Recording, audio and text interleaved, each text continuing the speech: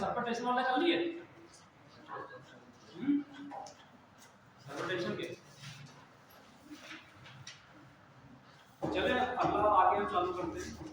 तो कल हम लोगों ने टेम्परेचर के बारे में जाना। टेम्परेचर के स्केल्स देखे थे, 3 तरह के डिफरेंट स्केल्स थे, और एक टेम्परेचर स्केल से दूसरे टेम्परेचर स्केल में क्वेश्चन भेजा था। हाँ टेम्परेचर स्केल वो नहीं पता, टेम्परेचर स्केल वाला वो नहीं हो पाया।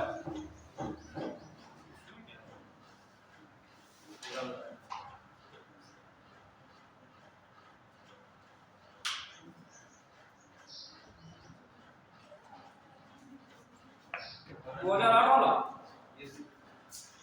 ये किसी के नहीं हो पाया।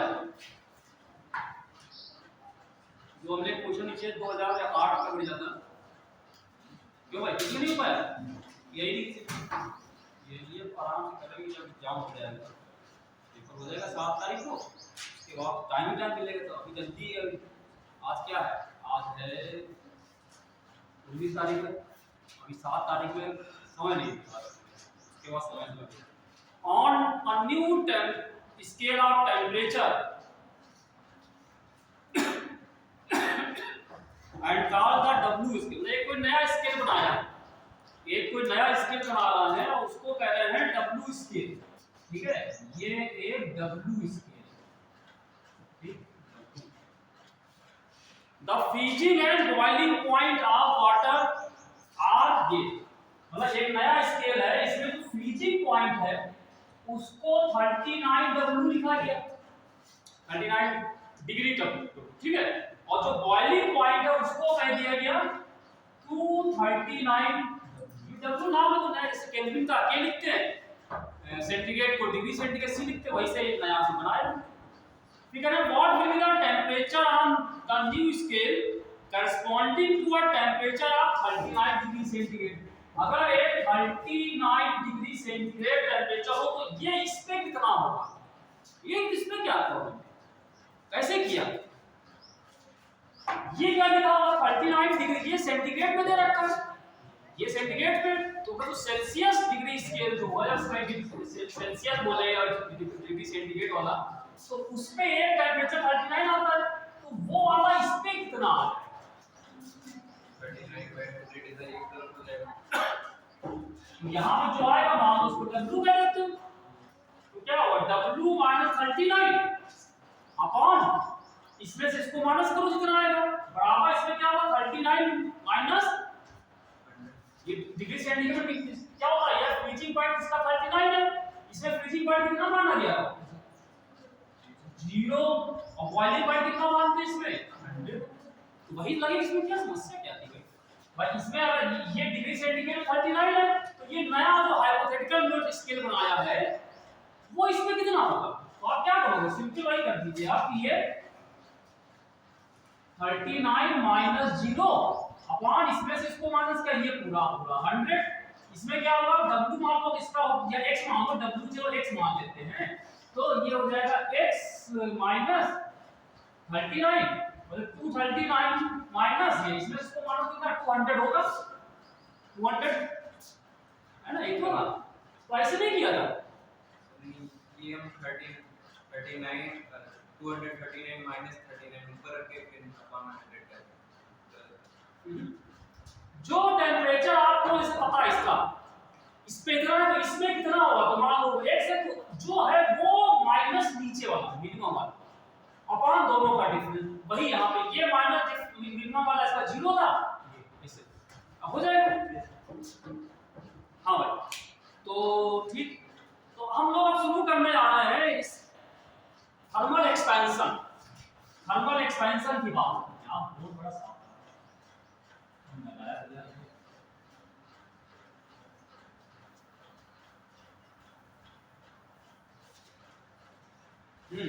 थर्मल एक्सपेंशन,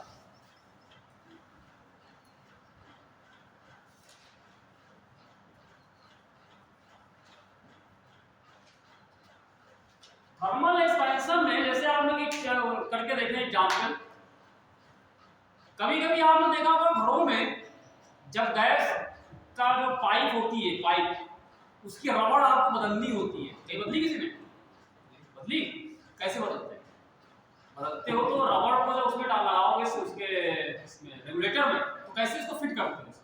इससे कब ठंडी होती है? गरम करते हो ना, तो वो चीज को आप पहले गरम कैसे, जैसे बॉइलिंग वाटर लिया, उसको थोड़ा गरम किया, उबलता पानी रखा, उसके अंदर ट्यूब को डाला, तो कहते हैं वो लूज पड़ जाता, फिर उसमें डालते हैं टाइट हो जाती है। ये क्या हुआ? क्योंकि आपने जब उसको बॉइलिंग वाटर के अंदर रखा तो वो एक्सपैंड करता है, यूज करने का मतलब वो एक्सपैंड करता है, ठीक है। और जब वापस उसको उस पर चढ़ा दिया, ठंडी हो जाएगी तो फिर वापस वैसे आ जाती है। ये एक्सपेंशन कि जब किसी चीज को टेम्परेचर बढ़ाते हैं किसी का, तो वो बॉडी एक्सपैंड, ठीक। अच्छा एक चीज हो, इसके पहले हमने तो कल छोड़ा था वहां पे हीट की बात कर रहे थे। हीट क्या है? टेम्परेचर तो हो गया, क्लियर हो गया। टेम्परेचर क्या होता है? किसी चीज को पता करता है कि कितनी गर्म है या ठंडी है, हॉटनेस या कोल्डनेस बताता है, ठीक है। फिर अब ऐसे होता है हीट। हीट चलो पहले समझ लें, फिर हम इसको बताते हैं। हीट क्या चीज है? जो हमने कल एग्जांपल छोड़ा था, यहां पे छोड़ गए थे, पानी वाला और चाय वाला, चाय वाला और पानी वाला, समझ गया? वो क्या था? ठंडा पानी रखा और गर्म हो गया, और गर्म चाय रखी तो ठंडी हो गई, तो क्यों ऐसे हो रहा था? हैं? होता क्या है? हाँ, एक से दूसरे में चला आता। कौन चलाता है? ऊष्मा, हीट। हीट जो है ये एक तरह की एनर्जी, पहली चीज तो ये, ठीक।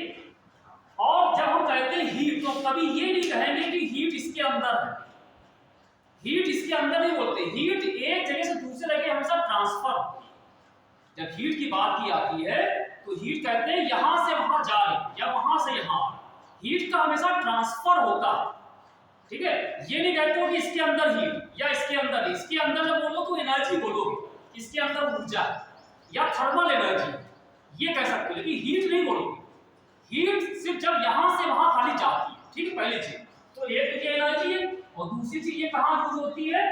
ये जो यूज होगी ट्रांसफर में, एक जगह से दूसरे, और एक जगह से दूसरे से दो बॉडी है, एक ये और एक ये, दो बॉडी है। अगर ये एक दूसरे के टच में आ जाए, संपर्क में आ जाए, और अगर दोनों का टेम्परेचर अलग अलग है, एक T1 है एक T2 है, दोनों अलग हैं, तो यहां से एक से दूसरे में हीट जाएगी। बहुत सिंपल चीज। When the two bodies are at different temperature, then heat will flow from the body at high temperature to the body at low. और ये ध्यान रखो कि जब भी कोई दो बॉडी अलग अलग टेम्परेचर पे होती हैं, तो ज्यादा टेम्परेचर पे जो होगी वहां से कम टेम्परेचर वाली बॉडी को हीट मिलेगी, और तब तक मिलती रहेगी तब तक जब तक कि दोनों टेम्परेचर सेम ना। वही यहाँ पे था, आपने यहाँ पे रखा, मान लो एक कमरे का टेम्परेचर पूछा है, मान लो इस समय तो बढ़ा हुआ है, गर्मी ज्यादा हो रही है, 35-36 होगा, इतना है यहाँ, ठीक है। आपने उबलता हुआ पानी लिया है, पानी कितना था? 100 डिग्री पे था, वो 100 हो गया, पानी यहाँ पर रख दिया, कुछ समय पानी भी कितना हो जाएगा? 100 से कम हो जाएगा। कितना हो जाएगा? जितना हमारा कमरे का टेम्परेचर है, कमरे का है 35, मान लो 35 पे आ जाएगा, तो क्या होगा? 100 ज्यादा पे था, 35 यहाँ पे कम था, तो 100 से हीट निकल रही है, और जहां से हीट निकलेगी उसका टेम्परेचर कम होगा। जो हीट निकालेगा, जो हीट देगा, उसका टेम्परेचर क्या होगा? अपने आप कम हो जाएगा, और वो कम होता रहेगा, और जब तक उसका टेम्परेचर इससे ज्यादा है तब तक वो हीट उसको देता रहेगा, और इसको हीट मिल रही है, इसका टेम्परेचर, ठीक है। तो जब तक क्या होगी, ये बढ़ते बढ़ते ऊपर उठेगा, वो घटते रहेगा नीचे, जब वो सेम लेवल पे आ जाएंगे, हीट का ट्रांसफर। तो यही मेन प्रोसेस होता है कि T1 अगर ज्यादा होगा, T1 अगर T2 से ज्यादा है तो हीट यहां से यहां फ्लो करेगी, और अगर T2 T1 से ज्यादा है तो हीट इधर से इधर। यही यहां पे होता था, ठीक है। हमने क्या किया? गरम मतलब क्या, चाय यहां पे रखी, चाय पीते हुए ठंडी क्यों आ गई? तो चाय शुरू में गर्म थी, एटमॉस्फेयर का टेम्परेचर यहां पे कम था, ठीक है। तो हाई से चाय से टेम्परेचर हीट निकलना चालू होगी, और कहां जाएगी? एटमॉस्फेयर में फैल जाएगी, ठीक है। ये हीट का होगा कि हीट एक तरह की एनर्जी है जो एक बॉडी से दूसरे बॉडी में ट्रांसफर होती है due to the change in, चाहे लिख लीजिए इसमें, हीट क्या चीज है? This is a form of energy, ये वो एनर्जी है, this is a form of energy which transfers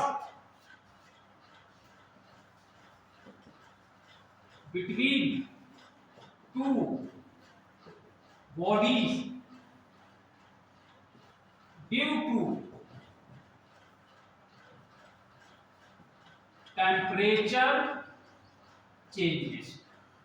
अगर टेम्परेचर चेंजेस होगा तभी हीट फ्लो करेगी, और वो जो हीट है वो एनर्जी, बाकी एनर्जी से काइनेटिक एनर्जी पड़ी हम लोग पोटेंशियल वो सब मैकेनिकल एनर्जी है। और ये कौन सी एनर्जी है? ये थर्मल एनर्जी हीट जो है। और ये कभी नहीं कहोगे कि हीट बॉडी के अंदर हीट है, बॉडी के अंदर नहीं है। जब टेम्परेचर एक से दूसरे का डिफरेंट होगा तब हीट निकलना चालू होगा, तब हीट यहां से वहां पहुंचेगी। इसके अंदर जो थी वो तो एनर्जी थी, वो थर्मल एनर्जी थी, वो हीट के रूप में जाती है।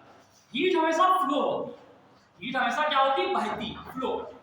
और जब हीट फ्लो करेगी तो उसको हम लोग लिखते कैसे हैं? हीट को लिखने के लिए हम डेल्टा Q का इस्तेमाल करते हैं। डेल्टा, डेल्टा मतलब क्यों? हीट फ्लो हुई, चेंज हुई, यहां से निकल के वहां गई। या फिर इसको कभी-कभी हम लोग डेल्टा S से लिखते हैं, डेल्टा Q या डेल्टा H। ठीक है, ये हीट को ऐसे सिंबल इस्तेमाल किए जाते हैं। और हीट की यूनिट क्या होती है? ऊष्मा। इसकी यूनिट क्या होती है? भाई एनर्जी है, जूले हो। ठीक है, तो एमकेएस सिस्टम में इसकी यूनिट जो होगी, एमकेएस सिस्टम में वो जूल ही होगी, एमकेएस सिस्टम। ठीक है, लेकिन अलग से हम हीट के लिए एक अलग से यूनिट इस्तेमाल होते हैं, कैलोरी। कैलोरी का इस्तेमाल आपने सुना होगा, कैलोरी। ठीक है, CALOR, ये कैलोरी, ये अलग से इस्तेमाल होता है। ठीक है, एमकेएस सिस्टम में जूल ही है, लेकिन अलग से हम कैलोरी इस्तेमाल करते हैं। ठीक है, कैलोरी की तो बिस्किट वगैरह भी चाहते हैं खाने वाली चीज। ठीक है, वही चीज कैलोरी। अब इसमें एक रिलेशन होता है, कैलोरी और जूल में रिलेशन। तो बता सकता है क्या रिलेशन? इसमें से कौन बड़ा है, जूल बड़ा है कैलोरी? कैलोरी बड़ा, क्योंकि 1 कैलोरी बराबर होता है 4.18, 1 कैलोरी इक्वल टू 4.18। ठीक है, या इसको शॉर्ट फॉर्म में 4.2 जूल भी लिखा है। ये अच्छी तरह याद कर लीजिए, ये 1 कैलोरी बराबर 4.2 जूल। ये कन्वर्जन हमेशा इस्तेमाल करेंगे। अभी सवाल आप करेंगे, कहीं में कैलोरी लिखा होगा, कहीं जूल लिखा होगा, तो अगर आप चेंज करना चाहें तो 1 कैलोरी को 4.2 जूल दे सकते हैं। अगर जूल से कैलोरी में आना है तो 4.2 से डिवाइड करना। ठीक है, तो ये हमने हीट के बारे में आपको बताया कि हीट एक तरीके this is the form of energy which transfers between two bodies due to temperature change. जब दो बॉडीज में टेंपरेचर का अंतर होगा तो हीट ज्यादा टेंपरेचर से कम टेंपरेचर की तरफ फ्लो करना चालू करेगी, और तब तक फ्लो करेगी जब तक दोनों सेम टेंपरेचर पे ना। ठीक, अब आते हैं थर्मल एक्सपेंशन।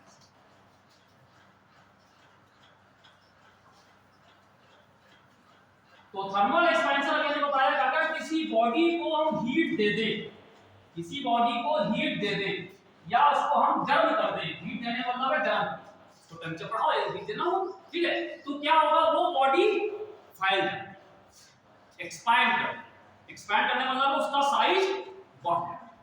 ठीक, अब साइज बढ़ने का मतलब होगा तो बॉडी में साइज को 3 तरीके से हम बढ़ाएंगे। एक हो सकता है कि बॉडी की लंबाई बढ़ जाए, एक हो सकता है बॉडी का एरिया बढ़ जाए, और एक हो सकता है बॉडी का वॉल्यूम चेंज। तो 3 तरह के एक्सपेंशन होगी, तो हमने ग्रुप में डाला 3 तरह के एक्सपेंशन होते हैं। एक कहलाता है लीनियर एक्सपेंशन, एक कहलाता है एरियल एक्सपेंशन, और तीसरा कहलाता है क्यूबिकल या वॉल्यूम एक्सपेंशन। ठीक है, तो पहले हम बात करते हैं लीनियर एक्सपेंशन की। इसके लिए एक फार्मूला है, वो भी हम देखते हैं। तीनों को एक साथ लेकर चल जल्दी हो जाएगा। लीनियर एक्सपेंशन यहां कर लेते हैं, और यहां पे हम लोग करते हैं एरियल एक्सपेंशन। ठीक, और तीसरा यहां पे हम लोग लेंगे वॉल्यूम एक्सपेंशन, या इसको कहते हैं क्यूबिकल एक्सपेंशन। ठीक, देखो लेंथ की बात है, मान लो हमारे पास एक ये कॉपर या किसी चीज की बनी हुई रॉड, एक इसमें सिर्फ लंबाई है, और इसकी लंबाई शुरू में कितनी थी? L0। इसकी लंबाई कितनी थी? L0। हमने क्या किया? इसको किसी तरीके से हीट कर दिया, इसको हमने किसी तरीके से हीट किया, हमने इसका टेम्परेचर बढ़ाया। ठीक है, मान लो हमने इसका टेम्परेचर कितना बढ़ा दिया?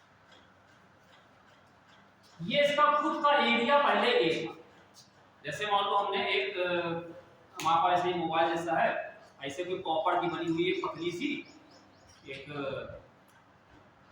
क्या कहते हैं, एक लैमिना टाइप का है, एक पत्ती टाइप की मान लो ये रखी कॉपर की बनी हुई, ठीक है, और इसको हम हीट करते हैं, गर्म करते हैं। मोबाइल को नहीं गर्म करेंगे, लेकिन हम लोग कॉपर की गर्म करें तो क्या होगा, ये हर तरफ से एक्सपैंड करेगा, इधर से ही बढ़ेगा, इधर से बढ़ेगा, हर तरफ से बढ़ जाएगा, हर तरफ से बढ़ेगा, तो क्या होगा, एरिया इसका, ठीक है। तो जैसे लंबाई बढ़ेगी वैसे एरिया बढ़ेगा।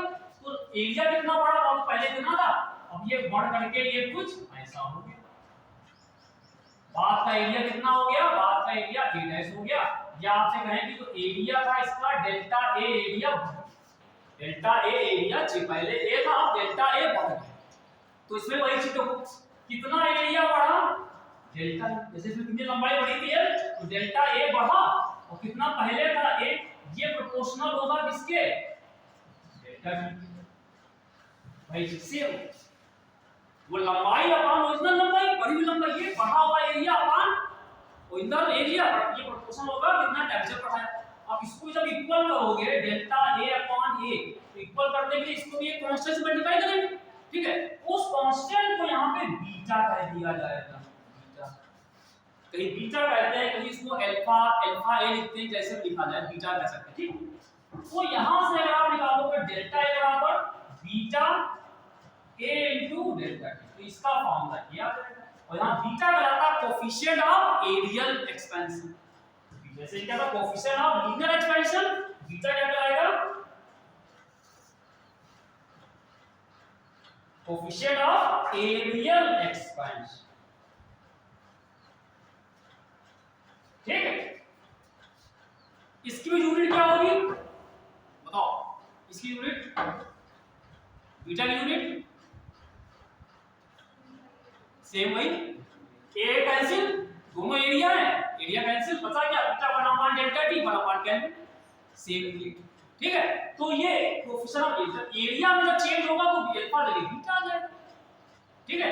तो ये इस तरीके से, इसी तरीके से मान लो किसी बॉडी का वॉल्यूम ले ले, वॉल्यूम मतलब जैसे हमारे पास एक क्यूबिकल शेप की बॉडी थी, उसको गर्म पानी में डाल दो तो वॉल्यूम उसका बढ़ जाएगा, ठीक है। वही बॉडी हमारे पास इस तरीके से थे, मान लो ऐसे ये बनी, ठीक, ये 3 डायमेंशनल बॉडी, इसको हमने हीट दिया, गर्म किया, ये हर तरफ से एक्सपैंड करे, ठीक है, बढ़ करके इसका साइज बढ़ जाएगा, बढ़ करके मुंह को अपनी इतनी बड़ी हो जाएगी। पहले इसका वॉल्यूम भी था, अब क्या हो गया, मान लो इसका वॉल्यूम जो है कि डेल्टा v वॉल्यूम इसका बढ़ गया, डेल्टा v बढ़ गया, तो फिर इसमें क्या होगा, वही चीज, डेल्टा v बढ़ा हुआ, पहले वाला कितना था v, ये प्रोपोर्शनल टू सेम वही चीज, कितना वॉल्यूम चेंज हुआ अपॉन ओरिजिनल वॉल्यूम, वो प्रोपोर्शनल होगा किसके, टेंपरेचर के। तो आप इसको इक्वल करोगे, फिर यहां पे delta v upon v equal to, ये भी एक कांस्टेंट से मल्टीप्लाई करेंगे, वो क्या होगा कांस्टेंट, उसको गामा कह देंगे, ठीक। तो यहां से आप निकालोगे तो डेल्टा v बराबर गामा v इनटू, इसका फॉर्मूला ये है, गामा कहलाएगा कोएफिशिएंट ऑफ वॉल्यूम इलास्टिसिटी, ना वो volume expansion, coefficient of volume expansion या कोएफिशिएंट ऑफ क्यूबिकल एक्सपेंशन, तो ये वही हो जाएगा, ठीक। तो ये अलग नाम है, इसको कहते हैं coefficient of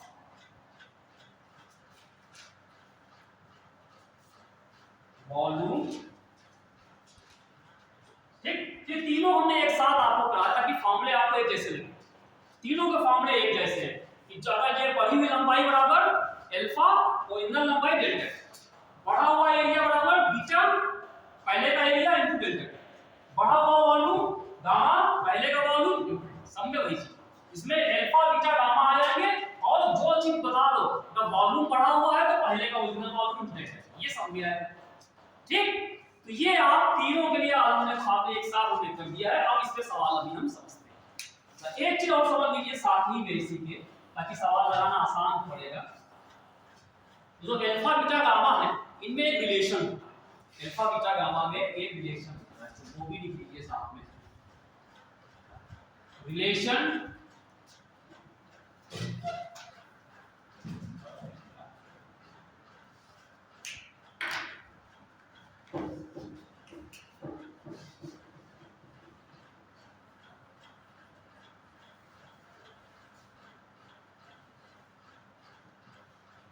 alpha beta and gamma. देखिए भाई होता क्या है कि जो बीटा बराबर होता है 2 अल्फा, बीटा बराबर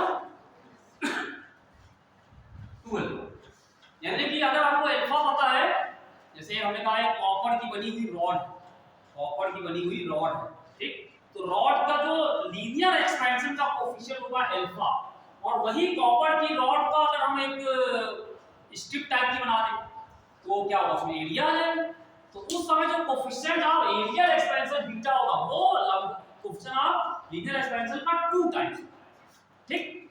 इसी तरीके से कॉपर की बनी हुई कोई क्यूबिकल शेप की बॉडी ले लो, ठीक है, तो उस समय क्या होगा, उसमें गामा है, तो जो गामा बराबर होगा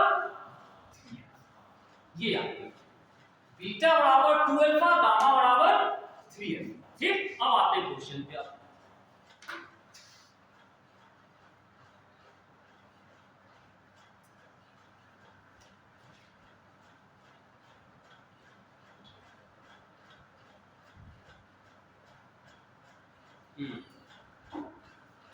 और एक चीज और जरा समझ लीजिए इसमें कि अभी हमने देखा कि किसी भी चीज को हीट करते हो तो उसका साइज बढ़ेगा, साइज बढ़ेगा। तो अगर मान लो जैसे कोई बॉडी यहाँ पे है किसी भी शेप की है, ठीक है, हम इसको हीट कर रहे हैं, इसका साइज बढ़ेगा, एक्सपैंड करेगा, टेंपरेचर बढ़ाओगे एक्सपैंड करेगा। तो अगर इसके मान लो पहले एक पॉइंट ले, 2 पॉइंट इस पे ले ले, एक पॉइंट ले ले ए, एक पॉइंट बी ले ले, उसको मिला के लाइन खींच, तो जो ए और बी पॉइंट्स होंगे इनके बीच की दूरी क्या होगी, एक्सपैंड कर, दूरी बढ़ेगी घटेगी जब हीट करें, बढ़ेगी। तो ये ध्यान रखना कि कोई भी बॉडी है अगर हम इसको हीट कर देंगे इस पे कोई 2 पॉइंट ले ले, उनके बीच की दूरी बढ़ेगी, ठीक है। ये पहले इतना था, अब ये बढ़ करके इतना, इतना डिपेंड करेगा कितना टेंपरेचर बढ़ा है, ठीक है। इसी पर एक सवाल हम कर लेते हैं आसान सा। ये कह रहे हैं कि 2 होल्स, 2 होल्स बने हुए हैं of unequal diameter, 2 holes of unequal diameters D1 and D2,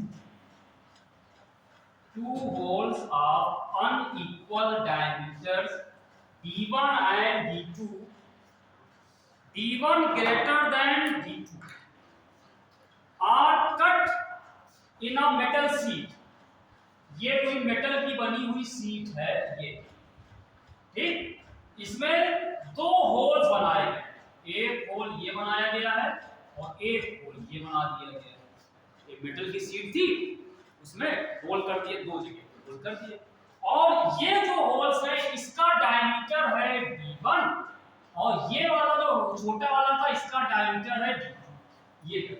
ये 2 holes of unequal diameters D1 and D2, इसमें D1 जो लिखा हुआ है ये D2 से ज्यादा है, ये ज्यादा है, ये कम, or cut in a metal sheet. ठीक है ना, if the sheet is heated, अगर शीट को हीट करें, if the sheet is heated, तो नीचे 4 ऑप्शन दे रखा है। पहला दिया है both D1 and D2 will decrease, पहला ऑप्शन। दूसरा कह रहे हैं both D1 and D2 will increase. तीसरा option D1 will increase, D2 will decrease. चौथा D1 will decrease, D2 will increase. कौन सही होगा? दोनों इंक्रीज करें। तो जरा ना मेटल शीट है, इसमें कोई 2 पॉइंट ले लें, जो डायमीटर जो लोगे 2 पॉइंट ही तो है, इनके बीच की दूरी बढ़ेगी, डायमीटर बढ़ेगा। क्लियर हो गया? बहुत आसान, इसको भेज देंगे, ठीक, लिखने की जरूरत नहीं है, तो लिख तो चुके ही हो गया, ऑप्शन लिखने होगा। इस तरह का एक और है, a solid ball of metal has, a solid ball of metal, metal की बनी हुई सॉलिड बॉल, ठीक है, has a concentric spherical cavity with in it. एक बॉल है, उसके अंदर एक मतलब बड़ी सी कोई बॉल ऐसे होगी सॉलिड की बनी, उसके अंदर एक कैविटी बनाई, कैविटी मतलब उसके अंदर एक होल बना, ठीक है। ये has a concentric spherical cavity within it. If the ball is heated, if the ball is heated, the volume of the cavity will increase, decrease, remain unaffected, none of these। क्या होगा? अगर हम इसको heat करें तो ये जो अंदर कैविटी बनी थी, कैविटी मतलब छोटा सा जो होल होता है, एक बड़ा सा सॉलिड बॉल थी, उसके अंदर कहीं इसने होल बना दिया होगा, तो कह रहे हैं उस होल का जो वॉल्यूम है वो बढ़ेगा कि घटेगा हीट करने पे। कोई मेटल की बनी हुई बॉल तो हाँ क्यों इंक्रीज करेगा? क्योंकि अभी आपने बताया जैसे ये इस पे कोई तो पॉइंट ले लो भाई, यहाँ तो हवा हो गई, अंदर होल है, यहाँ तो मेटल बनेगा, ये सब पूरा मेटल है यहाँ पे। तो जब इसको हीट करो तो ये मेटल के बीच की दूरी ये बढ़ेगी, इसका डायमीटर बढ़ेगा इसका, और डायमीटर बढ़ेगा तो वॉल्यूम का फॉर्मूला क्या होता है 4π/3 r क्यूब होता है। डायमीटर बढ़ेगा तो रेडियस बढ़ेगी, रेडियस बढ़ेगी जब वॉल्यूम बढ़ेगा। ठीक है, तो जो सिंपल चीज थी। अब आते हैं यहाँ पर कुछ करना पड़ेगा अभी आपको, पेन चलाना, इसमें पेन नहीं चलता।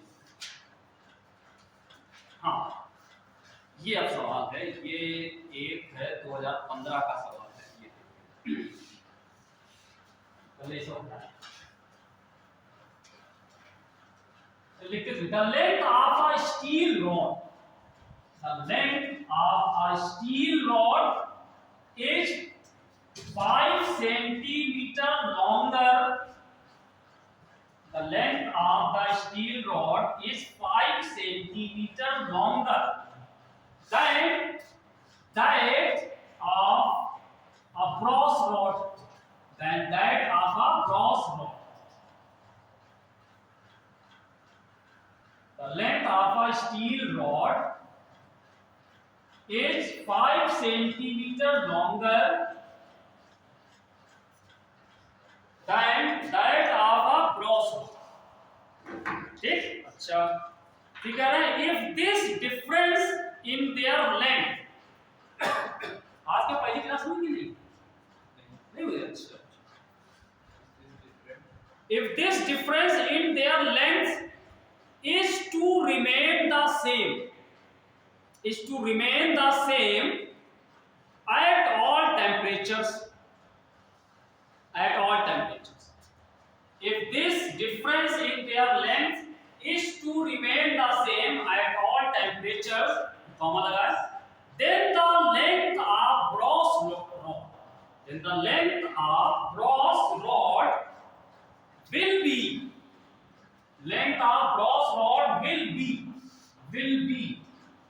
20, ऑप्शन है ये 15, 5 या 10। ठीक है, लेकिन इसमें एक पैटर्न लिखा हुआ है, coefficient of linear expansion of और steel, coefficient of linear expansion एक ये दे रखा है, ये स्टील के लिए है, फॉर स्टील वो कितना दे रखा है 12 into 10 to the power -6 पर डिग्री सेंटीग्रेड। ठीक है, और दूसरा ब्रास के लिए क्या दिया हुआ है अल्फा एल फॉर ब्रास का दे रखा है 18 into 10 to the power -6 पर डिग्री सेंटीग्रेड। ये है सवाल। अब सवाल पूरा पढ़िए, कहना है दो हमारे पास रॉड है, एक स्टील की बनी एक ब्रॉस की बनी, ठीक है, लेकिन कह रहे हैं कि जो स्टील की रॉड है वो 5 सेंटीमीटर लॉन्गर, मतलब क्या हुआ कि स्टील की जो रॉड है वो ब्रॉस वाली रॉड से 5 सेंटीमीटर ज्यादा लंबी। ठीक है, इसका मतलब क्या हुआ, इसका मतलब ये हुआ कि अगर ब्रॉस की रॉड की लेंथ हम एलबी मान लें ब्रॉस की, ठीक, और किसकी स्टील की एलएस मान लें, तो इसका जो डिफरेंस है वो 5 सेंटीमीटर मतलब दिया वो इससे ज्यादा, ठीक है, या एलएस बराबर एलबी + 5 वो से 5 ज्यादा। अच्छा, लेकिन कह रहे हैं कि आप दोनों को हीट करें, लेकिन हीट तो ऐसे करें कि कह रहे हैं अगर ये डिफरेंस जो बना ये हमेशा ऐसे ही बना रहे, आप दोनों को हीट करते रहिए, हीट करो क्या होगा, जैसे ये स्टील वाली थी, ये स्टील वाली की लंबाई ज्यादा है, ठीक है, स्टील वाली जो थी वो ये थी, ठीक, और जो ब्रॉस वाली थी वो थोड़ा छोटी थी, ये ब्रॉस की है, ये ज्यादा है, तो दोनों को हीट करोगे तो ये भी बढ़ेगी ये भी बढ़ेगी, ये बढ़ेगी ये बढ़ेगी, नहीं कर रहे इसको जितना चाहे हीट करो, लेकिन इसमें जो डिफरेंस है जो लेंथ का बना ये हर टेंपरेचर पे इतना ही बना, कि 5 डिग्री पहुंचे, 5 बढ़ाया तो भी देखा नापा इसमें डिफरेंस इतना ही है। फिर आगे बढ़े 10 तक 10 और बढ़ा दिया तब नापा तो ये बढ़ गई, मान लो आगे बढ़ गई, ये भी बढ़ गई, लेकिन डिफरेंस नापोगे सेम आएगा। तो कहना अगर ऐसा ही बना रहे तो इसकी लेंथ कितनी है, इसकी लेंथ पूछिए, इसमें ब्रास की size then the length of the brass will be, मतलब तो हमको ये एलबी पूछ रहे हैं, एलबी बताओ। ये जो लिखा हुआ ना कि ये difference of length is to be maintain, इसको मेंटेन रखना है, इसका क्या मतलब, इससे क्या पता लगता है? टेंपरेचर इतना देना है कि वो बड़ी ना दोनों बड़ी नहीं तो ठीक है, लेकिन उसका यूज हम क्या करें? नहीं टेम्परेचर सेम ही करेंगे, आप दोनों को गर्म करेंगे ना, दोनों एक साथ गर्म किया है, मान लो आप दोनों को उठा करके एक जगह रख दिया, आप किसी चीज पे गर्म करना चाहते हो, गैस चूल्हा का इस्तेमाल करो तब गैस चूल्हे पर दोनों गैस चूल्हे पर रख दिए, दोनों एक साथ हीट, ठीक है, लेकिन कहें दोनों हीट हो रहे हैं लेकिन दोनों की लंबाइयां बढ़ती आ रही, लेकिन आप किसी भी टेम्परेचर पे जाके अगर रुकते हो तो दोनों का डिफरेंट लंबाई नापोगे तो 45 वो उतना ही बना। जो बिना गर्म करने के पहले डिफरेंस था 5 सेंटीमीटर, वो हर टेम्परेचर पे 5 ही बना। इसका क्या मतलब? ये कब होगा, ये कब संभव है, ये कब हो सकता है बताओ? मान लो थोड़ी देर के लिए हमने टेम्परेचर को खाली डेल्टा टी किया, ठीक, अब मान लो इसकी जो लंबाई थी एलएस, स्टील वाला था, उसकी लंबाई कितनी होगी, पहले एलएस थी प्लस डेल्टा एलएस बढ़ गई, पहले इतनी थी ये और बढ़ गई, ये बढ़ी हुई लंबाई, इसकी कितनी हो गई, एलबी थी और डेल्टा एलबी और बढ़ गई, ठीक, तो कह रहे हैं इसमें से इसको माइनस करो, कितना आना चाहिए, 5 ही आएगा, ठीक, इसका मतलब क्या होना चाहिए, ls माइनस इसको करोगे ls माइनस 5 है, ये पहले से वो यहां पे कैंसिल हो गया, ठीक है, तो देखो इसको आप निकालोगे तो माइनस करो तो ये माइनस यहां पे करोगे कितना आएगा, ls इसको इधर लाए minus lb plus delta ls minus delta lb बराबर 5, ठीक, ये कितना है 5, ठीक, तो इसको यहां पे 5 लिख लिया, इसका मतलब क्या, delta ls minus delta LB बराबर 5, ये 5 कैंसिल, इसका मतलब क्या हो गया, डेल्टा एलएस बराबर डेल्टा, इसका मतलब क्या होना चाहिए, दोनों की लंबाई बराबर रूप से बढ़ना चाहिए, जितनी लंबाई स्टील वाली की बढ़े उतनी ही तभी ये मेंटेन रहेगा, है कि नहीं, जितनी लंबाई इसकी बढ़े उतनी इसकी बढ़े तो डिफरेंस वही आएगा, होगा नहीं, तो हम क्या करेंगे इसमें हम खाली इसका इस्तेमाल करेंगे, डेल्टा एलएस बराबर डेल्टा टी, दोनों की लंबाई सेम, इसका इस्तेमाल, अगर दोनों का टेम्परेचर हर टेम्परेचर पे चारों की दोनों का जो लंबाई का डिफरेंस जो पहले था वो उतना ही रहे, वो तभी संभव है, हमने इससे करके निकाला कि change in length in steel is equal to change in length in brass. अब डेल्टा एस का फार्मूला बताया हमने, क्या बताया फार्मूला डेल्टा एस का, alpha L into original length into delta, ये था, इसके लिए क्या आ जाएगा, अल्फा एल, ये फॉर स्टील, ये फॉर, ठीक, original length of brass L और डेल्टा, ये लगा दिया फार्मूला सीधे, जो अभी दिखा था पीछे फार्मूला लगाएंगे, डेल्टा एल बराबर ये तो ओरिजिनल लंबाई मतलब alpha original into delta T, delta T दोनों बराबर है, तो कैंसिल हो गया, यहां से कितना आ गया, अल्फा एलएस यानी स्टील का कोएफिशिएंट ऑफ लीनियर एक्सपेंशन और ये इसकी लंबाई, ये क्या हो गया एलएस फॉर बी, और ये दे रखा है स्टील का इतना है, ब्रॉस का ये दे रखा है, ये दिखा है यहां रखो, ये स्टील का कितना है, स्टील का 12 इनटू ये एलएस, ये हो गया 18 इनटू 10⁻⁻⁶ एलबी, 10⁻⁻⁶ दोनों तरफ से कट जाएगा, कटेगा है, नहीं कटेगा, कट जाएगा, वो तो है ना, कट कर दो इसको, उसमें तो कल गड़बड़ थोड़ा है तो हम ठीक है सीधे सीधे। और ये क्या हो गया 12 into L S 18 into L B. यहां से निकाल लो एल एस बराबर कितना हुआ 18 को 12 से डिवाइड करोगे कितना आएगा 6 से कट करो 6 से 3 बार 2 बार 3/2 एलबी ठीक आ गया। तो पूछा क्या इसमें क्रॉस की लंबाई को एलबी पूछ रहा तो एलबी अब यहां से निकाल एलबी बराबर क्या आएगा 2ls/3 और ls की वैल्यू कहां रखोगे यहां से ये तो आ जाएगा या ऐसा करना एलबी निकालना था एलबी तो ये ls की वैल्यू यहां रखो इससे एलबी आ जाएगा एलबी निकालना ना इससे तो निकलेगा यहां पे ls यहां से उठाओ इसको उठा के यहां रख दो यहां रखो किसमें ls के क्या रखोगे 3/2 LB यहां रख दिया माइनस LB बराबर ये तो है। अब इसको कर लो ये LB एलसीएम कॉमन ले लो कॉमन लेने मतलब 3/2 माइनस 1 LB बराबर 5 इसमें से एलसीएम लोगे तो कितना आएगा 3 माइनस 2 LB बराबर 5 और ये कितना 1/2 LB बराबर 5 तो LB बराबर 5 into 2 10 बस यही ठीक 10 के बाद बस 10 ये सब सही है।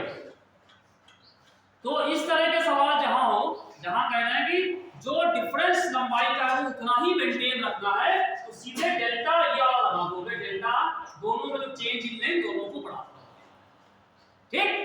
ऐसा एक सवाल और है वो अपने आप कर लेना ठीक है। ऐसा एक और सवाल है वो हम आपको भेज देंगे कल ठीक करें बोल दे क्या है करें copper rod of 88 centimetre and aluminium rod of unknown length has difference in length independent of increase in temperature the length of aluminium rod is पूछा गया है कि दो रॉड है एक कॉपर की रॉड है जो कि 88 सेंटीमीटर की है और एक कोई एल्युमिनियम है ठीक है उसकी लेंथ नहीं दे रखी है एल्युमिनियम की लेकिन उनपे जो डिफरेंस दोनों का लंबाई का है वो जितना भी है वो पता है टेंपरेचर पे डिपेंड नहीं करता ये टेंपरेचर जितना भी बढ़ाओ वो डिफरेंस उतना ही रहेगा। तो कह रहे हैं कि इसमें तो एल्युमिनियम की रॉड की लेंथ बना दीजिए ये लगा दो दोनों लेकिन इसमें क्या होगा कि इसमें कि जो कॉपर की लंबाई दे रखी जहां कॉपर की लंबाई यहां पे है वो यहां रख करके उसकी लंबाई निकाल दो तो इसमें तो बड़ा आसान है आपके निकल ठीक है। ये हम भेज देंगे सवाल हम लोग कर लेंगे।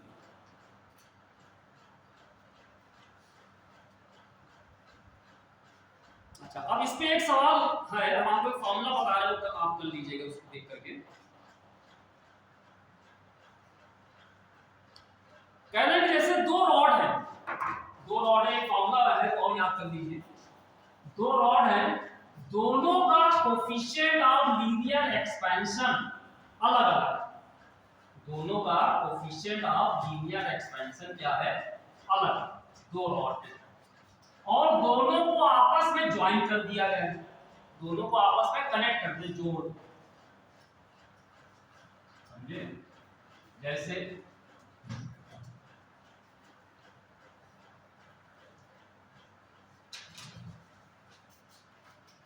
अगर हम आपसे कहें एक रॉड हमारे पास ये थी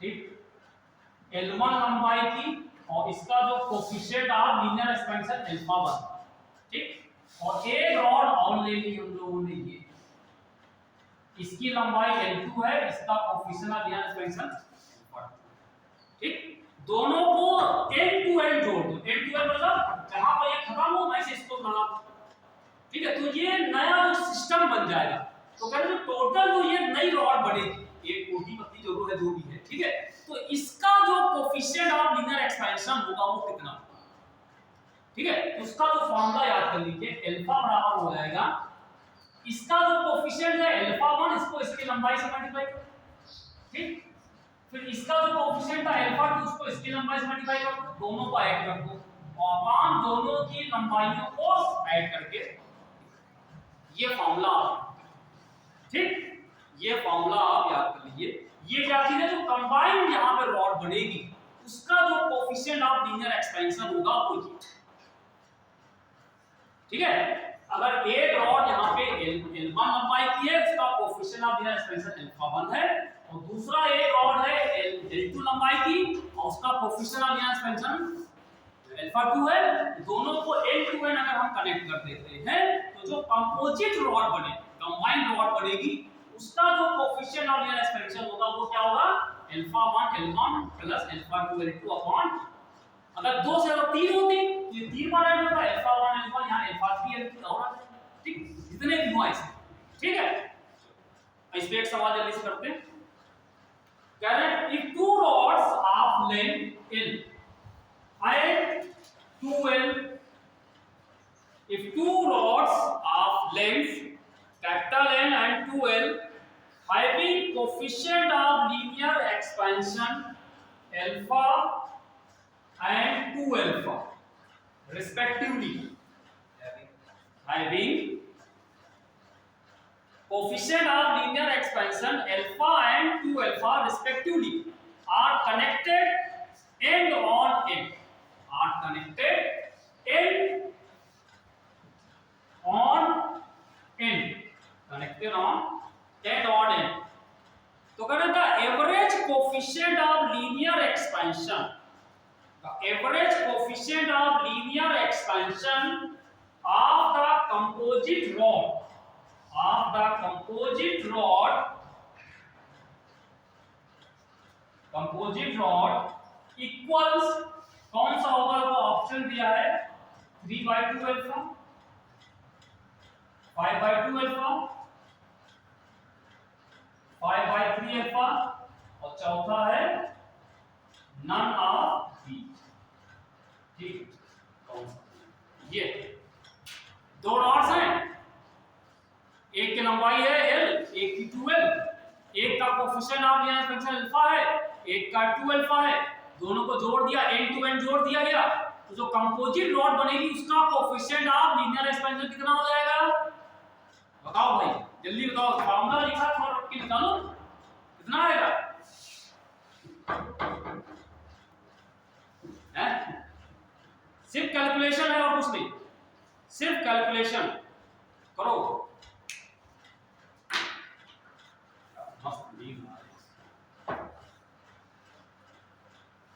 गर्मी में ऐसी मस्त नींद अगर किसी को आ जाए तो इसका समझो कितना वो टेंशन फ्री, कोई टेंशन नहीं हो, तो बता जल्दी बताओ, आंसर बताओ तुमको, हमारे ना देखो हमने फार्मूला लिखा, तुमको आंसर बताओ कितना आएगा सॉल्व करो, सबने रखा भाई L1 किसकी, इसकी लंबाई कितनी है, एक ही L है, दूसरे की L2 कितनी है 2L है, एक का अल्फा 1 कितना अल्फा, दूसरा का 2L, कितना है, आंसर नहीं बताएंगे, पहले तुम बताओ, लास्ट वाला ना आप दी है 3 अल्फा, 3 किसमें है ही नहीं, ऐसा आ रहा क्या, ऐसा आ रहा 3 अल्फा आ रहा, करना पड़ेगा, देखो भाई अल्फा 1 कितना हो गया अल्फा, L1 हो गया L, अल्फा 2 हो गया 2 अल्फा, L2 हो गया 2L, नीचे L1 plus L2 L plus, ऐसे किया है अल्फा L, ये कितना होगा 4 अल्फा L है, इसको मल्टीप्लाई नहीं करोगे, यही गड़बड़ कर दिखा, पहला स्टेप अगर अटक गए हां, अल्फा को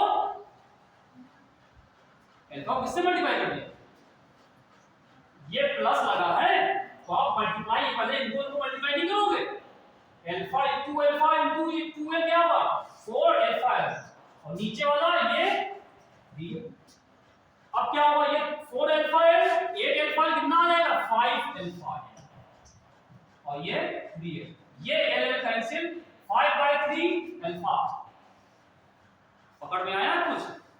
कैलकुलेशन भी कच्चे हैं आपको। 5/3 अल्फा 5/3 अल्फा तुमने क्या कर दिया था? किसको मल्टीप्लाई कर दिया पहले बताओ तो, बताएं क्या वजह है, जल्दी बोलो क्या वजह है? यहाँ पर क्या किसको मल्टीप्लाई कर दिया?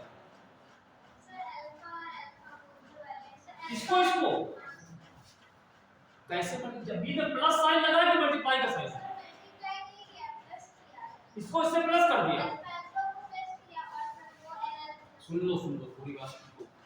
जब मल्टीप्लाई होता पहले प्लस वाले साइन हटाए जाते हैं, मल्टीप्लाई वाले हटेंगे, बाद में प्लस पे ध्यान देंगे। ये मल्टीप्लाई वाला पहले दिखा, पहले इसको मल्टीप्लाई कर लो, और प्लस माइनस को बाद में करते हैं।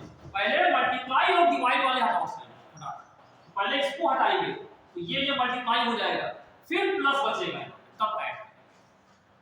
ठीक है, इसका एक वो है 8th क्लास में बताया जाता है, बोडोमास क्या कहते हैं उसको, है ना, ऐसे कोई नाम आता है उसका, है बोडोमास, ऐसे कुछ है, ब्रैकेट डॉट करके ब्रैकेट, है ना, पूरा नाम उसका। पहले ब्रैकेट रिमूव करेंगे, एडिशन मल्टीप्लिकेशन डिवीजन करके वो पूरा आता है।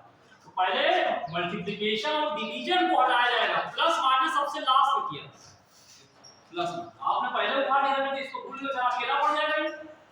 कह रहा है मेरा साथी कहाँ लेके जा रहे हो, ये इसका साथी है, ये इसका पहले निपटेगा, उसको लेके घर ले, तब तो ना नाम तो आएगा ही ना, हमें करना पड़ेगा। चलो भाई,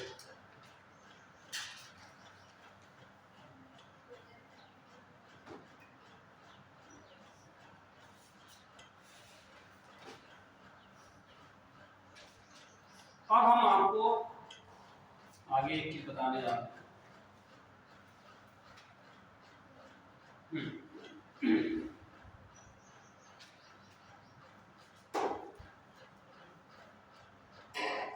थर्मल स्ट्रेस की बात करते हैं, थर्मल स्ट्रेस, उसके बाद फिर हम आगे समझते हैं।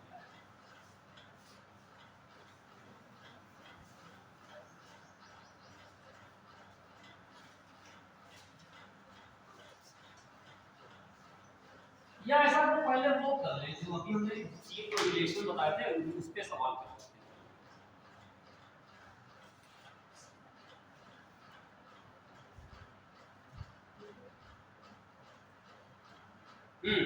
चलो पहले इस पे करते हैं, फिर थर्मल स्ट्रेस की बात। जो तीन जैसे में दो बताया था, थीटा बराबर 2 अल्फा, गामा बराबर 3 अल्फा, उसके सवाल में करें। The length of a cylinder on heating increases by 2%. If the length of a cylinder on heating increases by 2%, ठीक, फिर कह रहे हैं कॉमा लगा है, the area of its base, the area of its base will increase by, the area of its base will increase by, पहला option है 0.5%, दूसरा ऑप्शन है 2%, तीसरा ऑप्शन है 1% और चौथा ऑप्शन है 4%। ये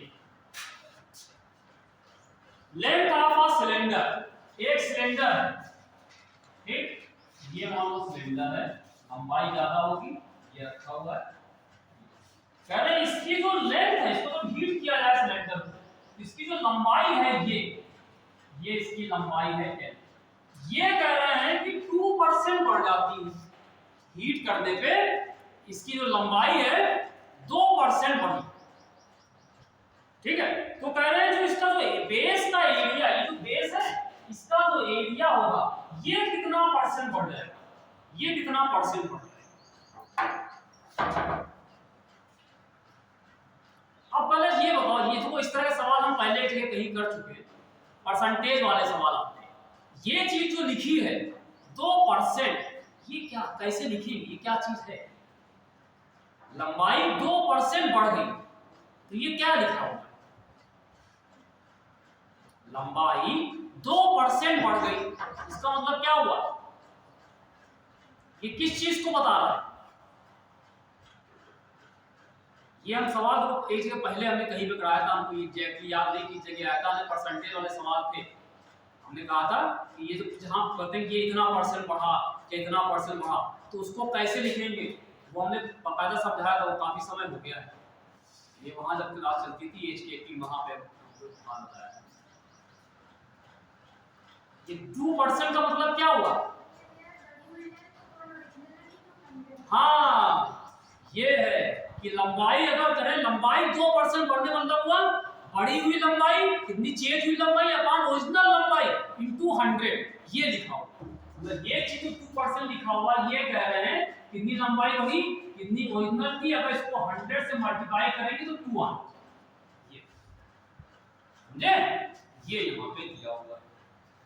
तो अगर ऐसा दिया है तो हमको निकालना क्या है कि एरिया जो होगा वो कितना बढ़ेगा, और कितना बढ़ने वाला आपको निकालना होगा बढ़ा हुआ area upon original area into 100। ये आपको किसी तरीके से निकालना। सिलेंडर के केस क्या करें, क्या करें बताओ? ये बराबर 100 दे रखते हैं, तो भाई तो क्या करें बताओ? अभी हमको डेल्टा का फार्मूला बताया। डेल्टा फार्मूला क्या बताया? डेल्टा बराबर जरा बाबू को बुला, पर ये ऑब्जेक्ट देखता निराश हो गया, आपको देखता है तो लगाने वाला पूरी नहीं ठीक है। ठीक है, कान हाँ बताओ डेल्टा का फार्मूला क्या बताया अभी हमने आपको? हाँ, alpha L original length into ये होता है, तो यहां रख दो भाई, डेल्टा एल जगह क्या रख दें? Alpha L delta T upon L into 100 बराबर, ठीक आ गया। ये कैंसिल हो गया। इसमें टेंपरेचर क्या क्या रखा है कितना? टेंपरेचर नहीं दे रखा तो कोई बात नहीं, इसको कैसे रखते हैं, ये आ गया। अच्छा भाई, तो इसमें क्या करें? Alpha L into delta T ये बराबर 2 अपॉन 100। तो ये निकला, इससे आप निकाल सकते हैं, ठीक, ये निकाल लिया, ठीक। अच्छा, अब अगर हमको ये निकालना है तो देखो area change in length, change in area upon original area, तो इसमें क्या करोगे, हमें क्या निकालना होगा? चेंज इन एरिया बराबर क्या होना चाहिए? Beta beta original area into ये बताया था अभी। देखो ये जो सिलेंडर बना हुआ है तो एक ही मटेरियल का बना हुआ। अगर कॉपर का है तो पूरा कॉपर का होगा, निकल का है तो निकल का होगा, जिसी चीज का बना होगा तो उस एक ही मटेरियल के बने दोनों हैं, एक ही पदार्थ के बने हुए, तो उस हमको पता है कि अल्फा और बीटा में रिलेशन है, पता है कि बीटा बराबर 2 अल्फा होता है, ठीक है। तो अगर कॉपर का है तो कॉपर के लिए भी जो इसका अल्फा होगा इसका 2 टाइम्स हो जाएगा बीटा, ठीक है। तो भाई देखो यहाँ पे ये, अब यहाँ पे बीटा की जगह पे हम लोग 2 अल्फा लिख सकते हैं, लिख सकते हैं। अच्छा, ए को ऐसे लिख लो, डेल्टा टी को ऐसे लिख लो। फिर देखो यहाँ पे क्या है, इस ए को इसके नीचे बैठा दो, मतलब ये डेल्टा ए था, ए को हम इसके नीचे लिया तो ए यहाँ से हट के खड़ा आ गया, हो गया। अच्छा, अब देखो क्या हो गया, ये हम लोगों ने फिर इसको ऐसे किया 2 अल्फा, 2 को ऐसे रखा, अल्फा इनटू डेल्टा टी यहां से निकाल चुके, निकाल लिया, कितना आया यहाँ पे 2 इनटू 2 बाय 100, कितना आया 4 बाय 100 आ गया।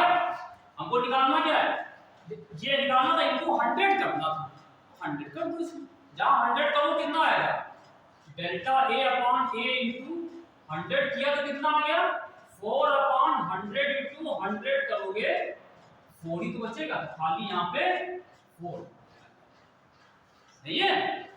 ये क्यों है ठीक, समझ में आया? अरे ऐसे नहीं समझ में आया, अगर समझ में आया तो कोई एक सवाल अपने मन से करके दिखाओ, कोई एक सवाल अपने मन से करके दिखाओ तो तब सवाल समझ में आता है। हम जब तक बोल रहे हैं तब तक अभी हम घर चले आएंगे, मतलब हम क्या, तुम भी घर चले जाओगे, तो घर जाके पढ़ोगे तब भी नहीं, अपने आप तब भी इसी सवाल को बिना देखे तो अपने आप करके दिखा सकते, कर लोगे बिना देखे हैं? हम चैलेंज कर रहे हैं, मेरा चैलेंज एक्सेप्ट, ठीक है? घर जाके यही सवाल बिना इसको देखे करके आना है, हो गया नहीं हो जाएगा करना, ठीक है? अगर तब कर लो अपने आप, तब माने सोच में आ गया, बिल्कुल मत देखना, खाली क्वेश्चन पढ़ना, ये नहीं समझे? तो ये इस तरीके से कुछ लोग इसको कई तरीके होते हैं, अलग तरीका भी है। मान लो इसकी लंबाई जहां परसेंटेज वाले होते तो मान लंबाई इसकी 100 मान लेते हैं, इस शुरू में लंबाई 100 थी और 2 जहां 2% दिया है, इसका मतलब अगर शुरू में 100 मान ले तो 2 बढ़ 102, तो ऐसे भी कर सकते, ठीक? जो भी है, तो ये सवाल इस तरीके का आपने हमने वाला बताया जहां दोनों का रिलेशन इस्तेमाल हो रहा था।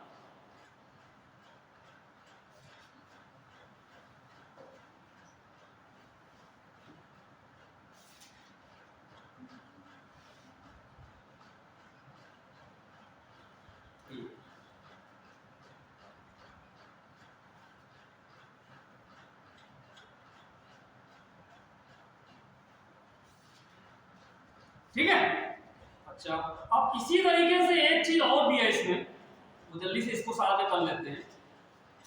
हमने लंबाई देख लिया, लंबाई कैसे बढ़ती है, लंबाई में चेंज देख लिया, एरिया में चेंज देख लिया है, वॉल्यूम में चेंज देख लिया। एक होता है डेंसिटी में चेंज। डेंसिटी में क्या चेंज होगा, किसी चीज का टेम्परेचर बढ़ा दे तो उसकी डेंसिटी क्या होगी, बढ़ेगी कि घटेगी? बताओ, किसी का टेम्परेचर बढ़ाओ तो उसकी डेंसिटी बढ़ेगी कि घटेगी? डेंसिटी कम होगी है, क्यों, कैसे ना?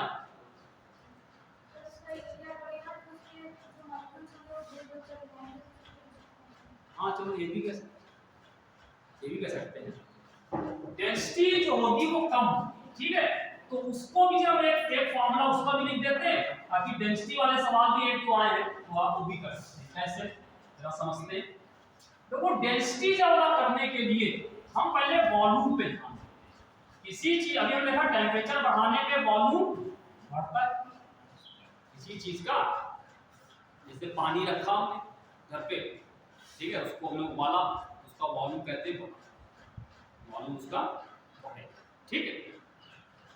अभी हम पानी थोड़ा सा अलग बताएंगे, पानी का बिहेवियर थोड़ा अलग होता है, वो बढ़ता भी घटता भी दोनों का, ठीक, वो बाद में डिस्कस करेंगे। अभी मान लें बढ़ गया, ठीक है, तो उसका किसी बॉक्स के अंदर रखे हुए थे, उसको हमने ऊपर ढक दिया है और उसको गर्म किया, तो कह रहे हैं वॉल्यूम एक्सपैंड करेगा, वॉल्यूम बढ़ जाएगा। मास क्या होगा इसका, बढ़ेगा घटेगा? मास वही, क्योंकि हमने ढक के रखा हुआ है तो पूरा पानी है तो उसी के अंदर एक्सपैंड खाली किया है तो वही चीज है ना, तो क्या होगा, मास वही रहेगा। और हमको पता है डेंसिटी का फार्मूला होता है मास, ये ठीक है? तो वॉल्यूम बढ़ गया, टेंपरेचर बढ़ा, वॉल्यूम बढ़ा, मास वही रहा, तो नीचे की वॉल्यूम बढ़ी, डेंसिटी क्या होगी, डेंसिटी घटी। आप इस तरह से कर सकते हैं। और या वैसे तो बताया भी कि उसके मॉलिक्यूल दूर दूर होंगे तो वो उनकी डेंसिटी, मतलब डेंसिटी का डेंसिटी का होता है पास, जितने पास है डेंसिटी आ रहा है, दूर दूर डेंसिटी का, डेंसिटी वैसे कर सकते, ठीक है? तो यहाँ पे एक फॉर्मूला इसका भी लगा लीजिए कि मान लो पहले किसी की डेंसिटी कितनी थी, रो थी, टेम्परेचर हमने डेल्टा टी टेम्परेचर इसका बढ़ा दिया, अब डेंसिटी जो हो गई इसकी डेल्टा रो बढ़ गई, डेल्टा रो घट गई, डेल्टा रो घट जाएगी, तो यहाँ पे क्या आएगा, डेल्टा रो अपॉन रो बराबर ये होगा, ये भी प्रोपोर्शनल टू डेल्टा है, जैसे उसमें था कितनी लंबा डेंसिटी घटी अपॉन ओरिजिनल डेंसिटी, एक प्रोपोर्शनल टू डेल्टा है। और यहाँ पे जब इसको भी हम इक्वल करेंगे रो, तो बराबर क्या होगा, यहाँ पे एक कांस्टेंट से मल्टीप्लाई करेंगे, लेकिन यहाँ पे कांस्टेंट वही होगा गामा, जो वॉल्यूम एक्सपेंशन वाला, ये वही है, ऐसे अलग से कुछ नहीं है। जो कोफिशिएंट ऑफ क्यूबिकल एक्सपेंशन या कोफिशिएंट ऑफ वॉल्यूम एक्सपेंशन लिया ना, ये वही यहाँ पे आ जाएगा इनटू डेल्टा। तो यहाँ पे डेल्टा रो का फॉर्मूला आ जाएगा गामा रो डेल्टा, बस ये आप डेंसिटी के केस में, ठीक है? यहाँ पे जो गामा लिया जाएगा ये क्या होगा, कोफिशिएंट ऑफ क्यूबिकल एक्सपेंशन, ठीक है, कोफिशिएंट ऑफ क्यूबिकल एक्सपेंशन ये। और देखिए ये वॉल्यूम क्या है, घटा हुआ है, अभी तो बढ़ा हुआ था, ये decrease in sorry density, decrease in density, ठीक। तो ये इस पे सवाल भी आप यहां पे लगा सकते हैं, जैसे एक सवाल हम बताते हैं इस पे।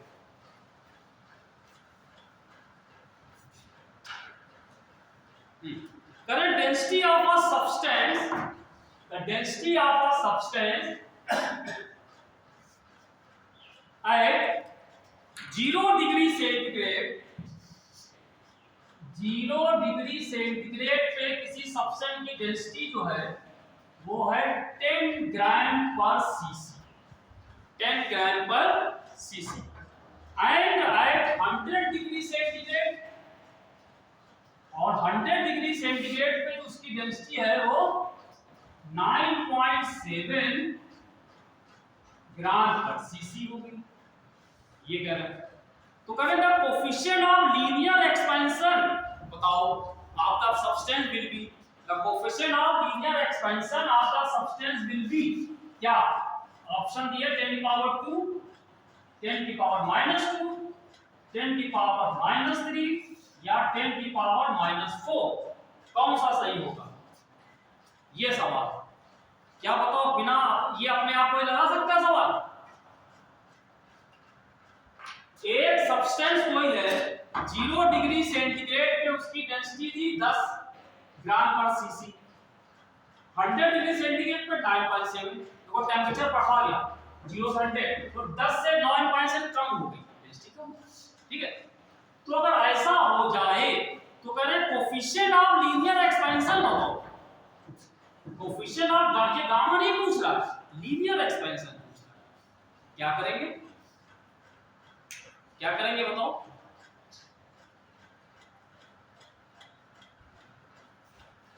सवाल फॉर्मूला ये लगेगा, सामने लिखा हुआ है, इसका यूज करके क्या निकाल सकते हो, इसका यूज करके क्या निकाल सकते हो, गामा, गामा निकल आएगा भाई। देखो डेंसिटी 0 पे कितनी थी, 100 कितनी है, यहां से जब टेंपरेचर बढ़ाया तो डेंसिटी में कितना चेंज हुआ, 10 माइनस 9.7 कितना आया, 0.3, ये चेंज हुआ, डेल्टा रो पता हो गया। और 0 से 100 टेंपरेचर बढ़ा है, 0 से 100 टेंपरेचर बढ़ा रहे हैं, 0 से 100 कहां है, 0 से 100 डिग्री सेंटीग्रेड कर रहे हैं, तो बताओ उसमें 0 से 100 करेंगे टेंपरेचर कितना चेंज हुआ, डेल्टा टी कितना चेंज हुआ, हल्का सांस लीजिए, डेल्टा टी कितना चेंज हुआ बताओ, 0 से 100 के टेंपरेचर कितना चेंज हुआ, 100 चेंज हुआ, तो टेंपरेचर कितना हो जाएगा 100 हो गया। तो डेल्टा टी पता हो गया, डेल्टा रो यहां पता हो गया, ठीक। शुरू में डेंसिटी कितनी थी, रो 0, 0 वाली कितनी थी 10, वो हो गई 10, गामा निकल आएगा, गामा निकल आएगा भाई। ये कौन सी है, ये शुरू वाली डेंसिटी, और शुरू मतलब जब टेंपरेचर बढ़ाना चालू किया था 0 पे आई थी, तो यहाँ पे क्या हुआ, डेल्टा और रो बराबर हो गया यहाँ पे 0.3, गामा की वैल्यू निकाल ली है, और रो को कितना कर दिया 10 कर दिया, और ये डेल्टा टी कितना हो गया 100 हो गया। तो ये बताओ गामा कितना, 0.3 by 10 की पावर 3, 0.3 by 3 into ये, और अगर इसको आप यहाँ निकालोगे 0.3 into 10 की पावर, ये ऊपर पावर आ जाएगी तो -3 ऊपर आ जाएगी, ये गामा आ जाएगा। लेकिन गामा से मतलब ही नहीं पूछ रहा है कोफिशिएंट ऑफ लीनियर एक्सपेंशन, तो क्या होगा, अब यहाँ हो गया बस गामा बराबर 3 अल्फा, गामा बराबर 3 अल्फा लगाओ, तो यहाँ पे तो हमें पता है गामा बराबर 3 अल्फा, तो अल्फा बराबर गामा 3, ठीक। तो गामा ये लिखा हुआ है, गामा पहलवान का नाम सुने, गामा पहलवान, ठीक वाला गामा नहीं, अल्फा बीटा गामा लिखा 0.3 into 10 की पावर -3 अपॉन कितना आ जाएगा 0.1 into 10 की पावर -3, ठीक है। लेकिन इसमें तो 0.1 तो लिखा नहीं है, तो पॉइंट हटा दो, तो पॉइंट पे आगे शिफ्ट कराओ यहाँ पे, तो आगे यहाँ पे शिफ्ट कराओ तो कितना आएगा 10 की पावर -2 आ जाएगा, 10 की पावर -2 ये है ना, ये तो होगा। तो एक पॉइंट आगे बढ़ाइए ना इसमें, नहीं वो उल्टा हो गया, -4 होगा, एक पावर लेस होगा ना, तो आप यहाँ पे इसको बढ़ाओगे, यहाँ पे सॉरी ये देखिए 10 को -4 है ना, तो पॉइंट को इधर शिफ्ट कर रहे हैं हम, तो -1 घटेगा, ठीक है, तो ये हो जाएगा, हो गया, हो जाएगा, ठीक है।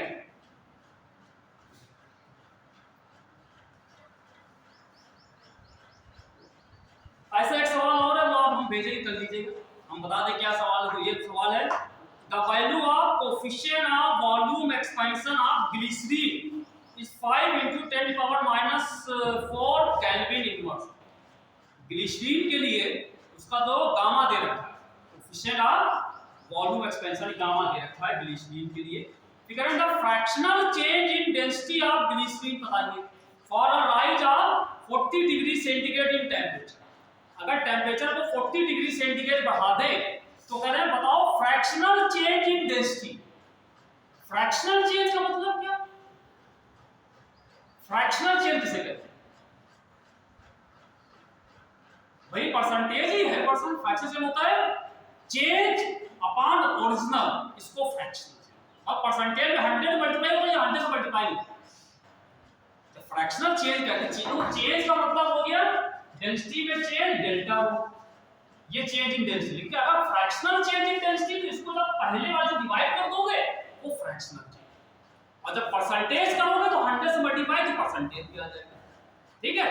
तो ये हमको निकाल, तो वो कहां, तो डेल्टा रो अपॉन रो यहां से निकाल लो, बराबर गामा इनटू डेल्टा टी, सीधे सीधे गामा दे रखा है, डेल्टा टी करें कितना 40 डिग्री सेंटीग्रेड, मल्टीप्लाई करके निकाला, इतने में कर लेना, ठीक है। आगे बढ़े, आगे बढ़ने वाला सवाल, ठीक है, मैंने कल आगे इसी तरह से और सवाल एक भी कर लीजिएगा आप।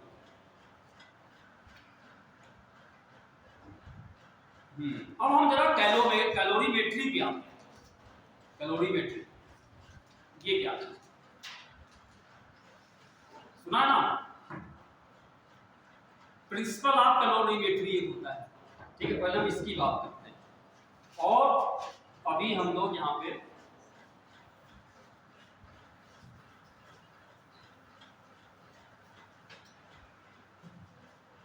कैलोरीमेट्री, कैलोरीमेट्री का मतलब होता है जो हीट होती है, मेजरमेंट ऑफ हीट, इसको कैलोरीमेट्री कहते हैं।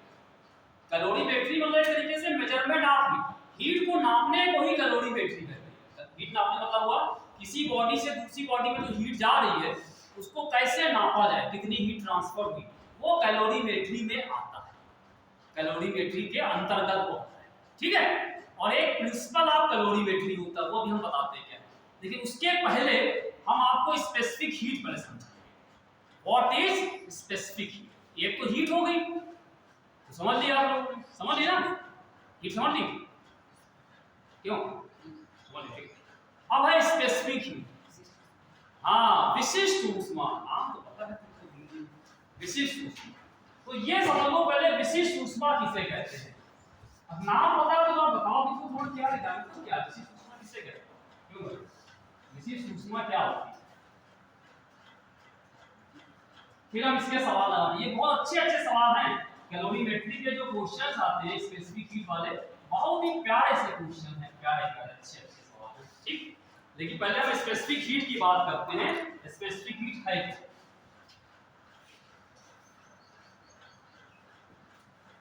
स्पेसिफिक हीट, कभी कभी यहाँ कैपेसिटी मिला जाता है, specific heat capacity, specific heat capacity. देखो जैसे कोई सब्सटेंस ले लें, कोई सब्सटेंस ले लें, और सब्सटेंस कैसा है, सब्सटेंस जो है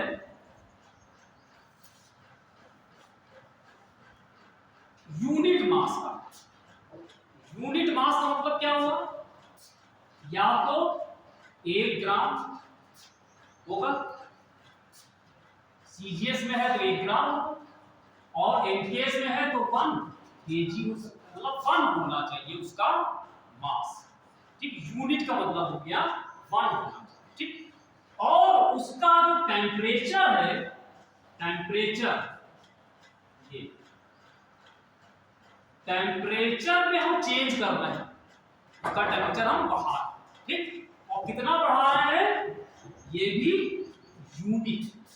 यूनिट मतलब क्या हुआ भाई जी, या तो 1 डिग्री सेंटीग्रेड बढ़ाएंगे, ठीक है, या केल्विन बढ़ाएंगे, ठीक, ये बढ़ाएंगे, ठीक, मतलब एक सब्सटेंस है जिसका यूनिट मास था, उसका 1 डिग्री सेंटीग्रेड या 1 केल्विन टेम्परेचर अगर हम राइज करें, तो ऐसा करने पे जितनी हम उसको हीट देते उसको कहते हैं स्पेसिफिक, ठीक, वो क्या कहलाती है, वही सबसे मान लो ये था, अब इसका मास यूनिट नहीं है, ठीक है, तो इसको जितनी हीट दी, और इसका मान लो हम है, इसका मास कितना हो गया, पूरी बॉडी का मास है m, ठीक, और इसका टेम्परेचर मान लो हम डेल्टा T बढ़ाते हैं, ना ये 1 है ना टेम्परेचर के 1 है, दोनों अलग अलग हैं, तो मान लो इसको हम मतलब m मास की बॉडी थी और उसका टेम्परेचर डेल्टा T बढ़ाया और उसको हम लोगों ने डेल्टा Q हीट दिया, ठीक है, तो अगर ये यूनिट मास की होती तो कितनी हीट देते,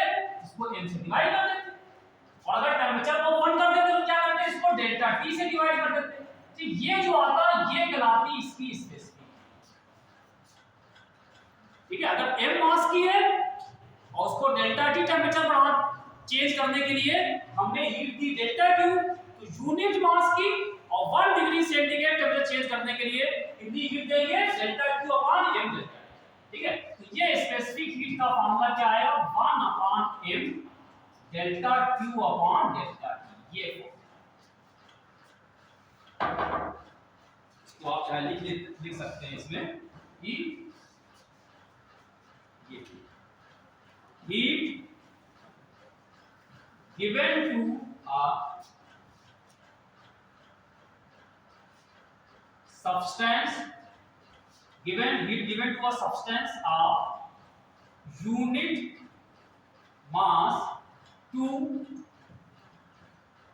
increase its temperature by 1 degree centigrade या 1 केल्विन, ठीक है, किसी भी बॉडी का जिसका यूनिट मास है उसका 1 डिग्री सेंटीग्रेड या 1 केल्विन टेम्परेचर बढ़ाने के लिए जितनी हीट हम देते हैं वो हीट को ही हम लोग स्पेसिफिक हीट, क्लियर, किसी भी बॉडी के यूनिट मास को 1 डिग्री सेंटीग्रेड या 1 केल्विन टेम्परेचर बढ़ाने के लिए जितनी हीट हम देंगे वही हीट क्या कहलाएगी, स्पेसिफिक, फिर से बताएं, यूनिट मास को 1 डिग्री सेंटीग्रेड या 1 केल्विन टेम्परेचर बढ़ाने के लिए जो हीट देंगे वो क्या कहलाएगी, अगर मान लो ऐसा नहीं है, बॉडी हमारी यूनिट मास की नहीं है, m मास की है, ठीक है, और टेम्परेचर भी यूनिट नहीं बढ़ा के डेल्टा T बढ़ा रहे हैं, तब क्या करेंगे, तो इसको जितनी देंगे उसको m और डेल्टा T से डिवाइड, क्लियर, तो ये है, इसका मतलब क्या हुआ, अगर हम किसी बॉडी जिसका मास हम m ले ले और उसका टेम्परेचर अगर डेल्टा T हम बढ़ाना चाह रहे हैं तो हम उसको कितनी हीट देंगे, डेल्टा Q का फार्मूला यहां से कितना आएगा, ms डेल्टा, ये फार्मूला, और यहां डेल्टा T ना क्रॉस मल्टीप्लाई करो तो ms डेल्टा T आ गया, ठीक है, यहां पर जो स्पेसिफिक हीट होती है ये किस पे डिपेंड करती है, ये भी बॉडी के मटेरियल, अलग अलग मटेरियल के, जैसे वाटर की अलग होती है, आइस की अलग होती है, कॉपर की अलग होती, सबकी अलग अलग, सॉलिड बॉडी की अलग, सबकी अलग, समझे, तो जो स्पेसिफिक हीट जो यहाँ पे स्मॉल s लिखा गया है, दिस इज द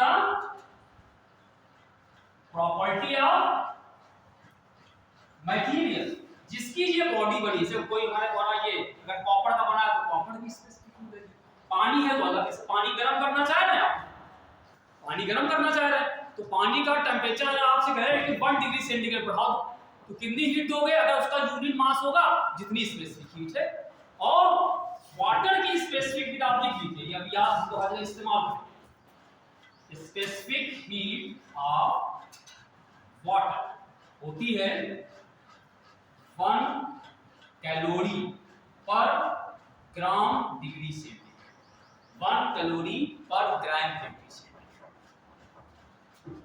और या तो इसको कर दें 4.2 जूल पर ग्राम डिग्री सेंटीग्रेड। कैलोरी का जूल कर दो तो 4.12 आ जाएगा, जो बताया हमने कि 1 कैलोरी बराबर कितना होगा 4.2 जूल। हुआ ठीक है, ये वाटर की है, तो वाटर की खाली याद करो तो यही ज्यादा इस्तेमाल बाकी उसमें लिखी होगी, क्वेश्चन दिया होगा कॉपर है तो कॉपर की दे रहे, सबकी अलग अलग होती है। ठीक है, तो वैसे आइस की होती 0.5, आइस की 0.5 बर्फ। ठीक है, कॉपर की शायद 0.4 होती है, वैसे दिया होगा वैसे। ठीक है, तो ये है इसका, ये स्पेसिफिक। तो अगर कोई यूनिट मास का पानी रखा है, यानी कि 1 ग्राम का पानी है हमारे पास, 1 ग्राम का पानी, और उसका 1 डिग्री सेंटीग्रेड टेम्परेचर बढ़ाना है तो कितनी हीट चाहिए 1 कैलोरी या 4.2। ठीक है, अगर ज्यादा होगा m मास का है तो क्या करोगे, उसको m को स्पेसिफिक हीट और डेल्टा टी जितना इससे पता करके पता लगा सकते हो कितनी हीट देते हैं। तो किसी सब्सटेंस को कितनी हीट देते हैं उसका ये फॉर्मूला दिया है ms डेल्टा।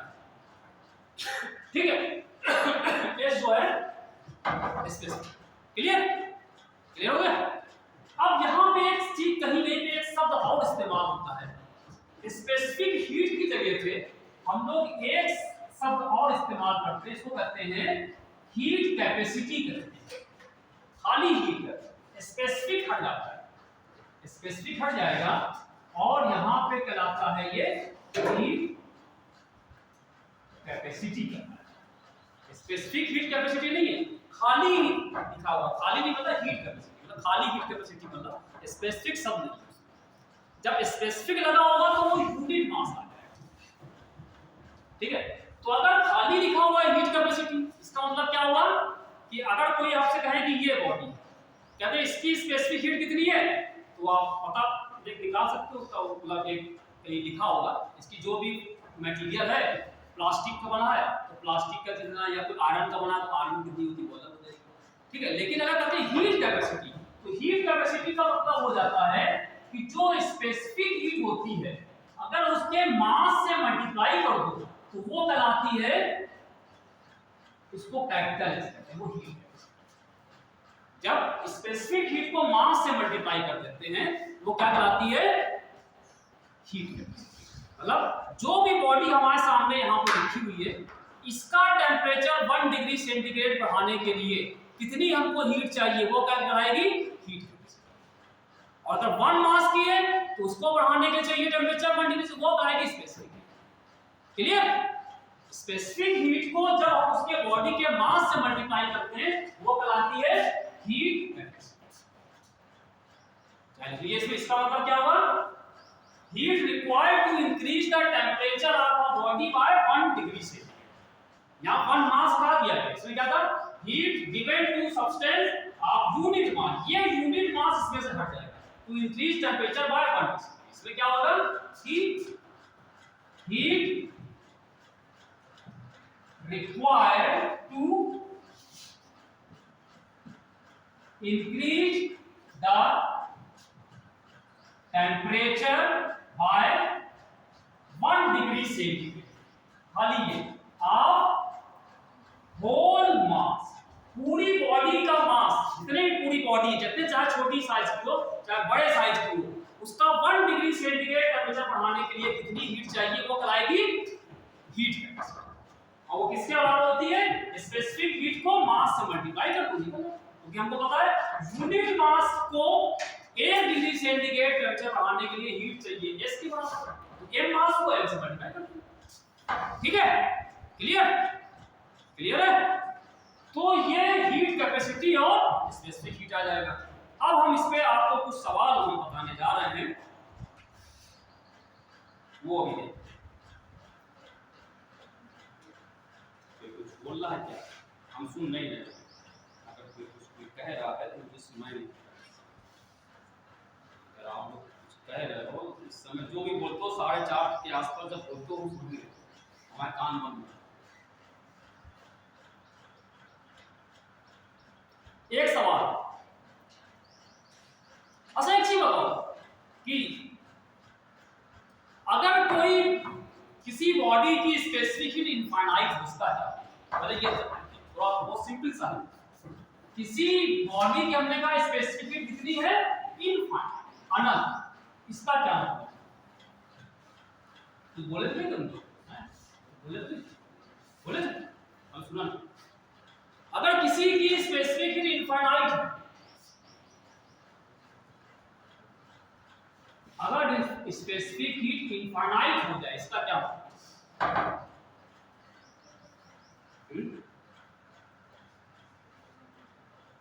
मतलब, टेम्परेचर टेम्परेचर का कोई असर नहीं होगा। सही से, हम थोड़ा सा पहुंच रहे हो, सही से क्लियर करो। टेम्परेचर का असर नहीं होगा मतलब, देखो फिजिक्स में कोई कठिन नहीं है, खाली फार्मूला लिखो सीधे आप। अभी हमने क्या था, स्पेसिफिक हीट का फार्मूला कहीं लिखा था हमने, S बराबर मास डेल्टा Q अपॉन, हमने कहा ये S जो है इनफाइनाइट, ये अनंत, ठीक है। अनंत का मतलब क्या होता है, अनंत कोई चीज होती नहीं, अनंत कोई एक नंबर नहीं, ठीक है। तो खैर अनंत के बारे में बात नहीं करते, तो डिटेल में जाना पड़ेगा। इसका मतलब होता है हम इन्फिनिटी की तरफ बढ़ रहे हैं। तो देखो इसका मतलब क्या हुआ, जब आप किसी चीज को जीरो से डिवाइड करते हो तो कहते हैं इन्फिनिटी होता है, ये तो कहते हैं, तुम ये तो कहते नहीं कहते, ये पता है, किसी चीज को जीरो से डिवाइड करके क्या होता है, अनंत होता है। इसका मतलब इस पूरे को नीचे जीरो आना चाहिए, नीचे जीरो आना चाहिए। तो जीरो क्या हो सकता है, जो बॉडी है उसका मास तो जीरो हो सकता नहीं, मास तो कुछ ना कुछ रहेगा ही। कोई बॉडी है अगर आप वो हल्की भी होगी, कुछ ना कुछ तो मास होगा, तो ये जीरो होगा नहीं, बचा क्या, यानी कि डेल्टा टी को होना चाहिए तभी इन्फिनिटी होगा। इसका मतलब क्या हुआ, बॉडी के टेम्परेचर में कोई चेंज ही नहीं होगा, आप चाहे जितनी हीट दे दो टेम्परेचर में कोई चेंज नहीं होगा। या आप डेल्टा टी को कुछ भी रखो, अगर डेल्टा टी को जीरो कर दिया तो ये इन्फिनिटी बना रहेगा। मतलब डेल्टा टी मतलब क्या, बॉडी को आप लगातार हीट दे दो, लगातार बड़े बड़े वहां पे वो जला रखे हैं तुमने, अलाव भट्टे वट्टे सब लगा रखे हैं, 1000 डिग्री 15,000 20,000 डिग्री सेंटीग्रेड टेम्परेचर लगातार छोके पर उसको टेम्परेचर सब बढ़ी रही। डेल्टा टी तो हीट तो मिल रही है, वो ले रहा है, लिए भी ले रहा, लिए भी ले रहा, क्या गर्मी नहीं हो रहा, टेम्परेचर नहीं बढ़ रहा। ये है अगर किसी बॉडी का टेम्परेचर इनफाइनाइट हो जाए, इसका मतलब हम उसको चाहे जितनी हीट दे दें उसके टेम्परेचर में चेंज ही नहीं होगा। ऐसी कौन सी बॉडी है, सूरज नहीं, हाँ देखो ऐसी बॉडी को कहते हैं, यहाँ पे साइंस में फिजिक्स में एक शब्द इस्तेमाल होता है, इसको रिजर्वायर, इसको कहते हैं रिजर्व, ठीक है। इसको हम लोग यहाँ पे इस्तेमाल करेंगे शब्द RESERVOI, रिजर्वायर। तो रिजर्वायर ये सर आप लोग से इंटर में पढ़ा हो, कार्नोट इंजन था सिलेबस में, कार्नोट इंजन था, second law thermodynamics, second law thermodynamics था नहीं, first law with second law thermodynamics की बात जब पहुंचोगे उसमें है सेकंड लॉ, ठीक है। उसमें कहते हैं कि एक रिजर्वायर होता है, ये को लेकिन ये ऐसी चीज होती नहीं है, एग्जिस्ट नहीं करती, ये हाइपोथेटिकल है। तो कार्नोट इंजन है वो होती है हाइपोथेटिकल बनाया गया। तो कहते हैं उसमें दो लेते हैं, एक होता है सिंक चलाता है, एक लाता है, एक लेते हैं हॉट बॉडी, इसका टेंपरेचर बहुत ज्यादा होता है, एक होती है कूल बॉडी, इसका टेंपरेचर बहुत कम होता है, तो सिंक कहते हैं, सिंक बड़ा होता है सिंक। तो सिंक जो होता है वो ऐसी चीज होती है, उसको चाहे जितनी हीट दे दो उसका टेंपरेचर चेंज ही नहीं होता, वो रिजर्वायर। और जो हॉट बॉडी होती है उससे चाहे जितनी हीट ले लो टेंपरेचर उसका कम। वैसे क्या होता है, किसी थोड़ा सा हीट लोगे उसका टेंपरेचर कम होता है, लेकिन जो रिजर्वायर होता है उससे चाहे जितनी हीट लेते हो क्या होगा, वो टेंपरेचर कस से मस वही रहेगा। तो दो तरह के होते हैं, एक होता है सोर्स, एक होता है सिंक। सोर्स मतलब जो हीट दे रहा है, जो हाई टेम्परेचर पे होगा उससे चाहे जितनी हीट ले लोगे टेंपरेचर उसका वही बना, वो हाई टेम्परेचर वाला रिजर्वायर। एक लो टेम्परेचर वाला रिजर्वायर होता है, लो टेम्परेचर वाला, इसको सिंक कहते हैं। लो टेम्परेचर क्या होगा, उसको हीट दोगे तो लो पे होगा वही तो हीट ले सकता है, उसको चाहे जितनी हीट दोगे लेकिन वो टेम्परेचर बढ़ेगा, तो उसकी स्पेसिफिक हीट क्या होगी, इन्फिनिटी। ये दो ठीक है। जैसे समुद्र है, सागर, सागर में चाहे इतना तुम इसे हीटर लेके गर्म करो, इमर्सन डॉट डाल दो, गर्म करो, बैठो गर्म करो, पानी गर्म, नहाएंगे यार, समुद्र के पानी से नहाएंगे, थोड़ा गर्म हो जाए नहाएंगे, ठीक है। तो बैठे तो शाम तक बरसों बीत जाएंगे वो गर्म नहीं होगा, क्योंकि वो रिजर्वायर है, उसको चाहे जितनी हीट दोगे कोई फर्क नहीं पड़ेगा उसको। वही चीज है किया आपने मुंबई जाके देखो, वहां पे इमर्सन वाले गया आप जा ले रहा है, गर्म कर बैठे थे ना, अच्छा गर्म हो जाएगा, ठीक है। तो हो जाए बताना, तो वो ये रिजर्व है, तो चाहे जितना गर्म करो वो चेंज ही नहीं होगा उसका टेंशन। तो ये स्पेसिफिकली ड्यूटी, ठीक है। चलो सवाल एक करा लेते हैं, फिर हम सुन लेंगे जो तुम कहना चाहते हो, ठीक है। एक सवाल है इसका, करते हैं एक सवाल करें।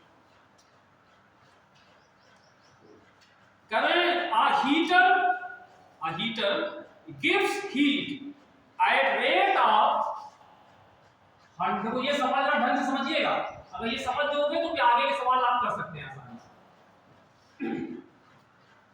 A heater gives heat at a rate of 100 watt, एक हीटर है जो 100 वाट की रेट से हीट दे रहा है।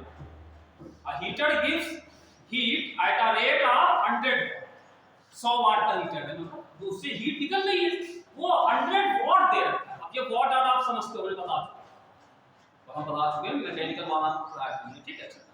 If it is used to heat, if it is used to heat 50 gram water, अगर यही जो है 15 ग्राम वाटर को हीट करने में इस्तेमाल हो जाए,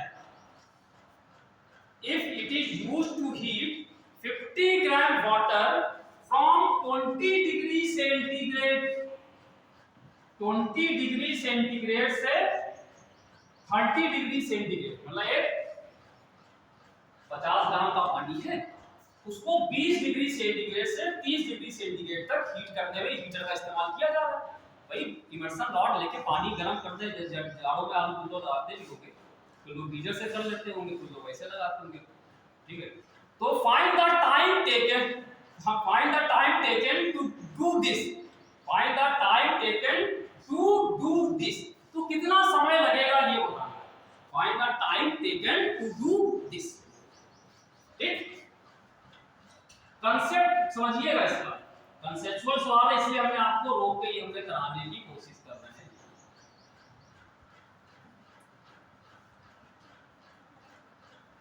ये ऑप्शन दे भाई, एक हीटर है, हीटर पानी गर्म करने इस्तेमाल आता है, ठीक, वो लेकिन हीटर की एक लिमिट है, कह रहे हैं वो जो हीट वहां से निकल रही है, जो हीट वो कह रहे हैं 100 वाट की रेट से हीट निकल रही है। ये 100 वाट क्या, ये क्या चीज है बताओ, वाट, वाट किसकी यूनिट होती है, वाट यूनिट किसकी होती है, वाट किसकी यूनिट होती है, बताओ ये, तो जूल किसकी होती है,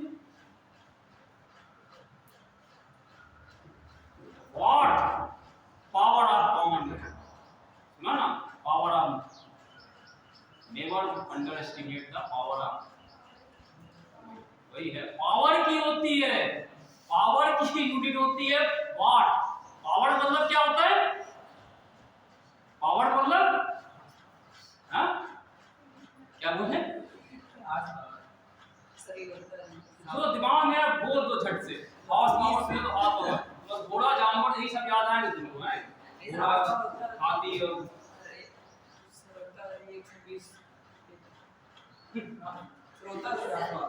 जबरदस्ती 120 746 होता है सब।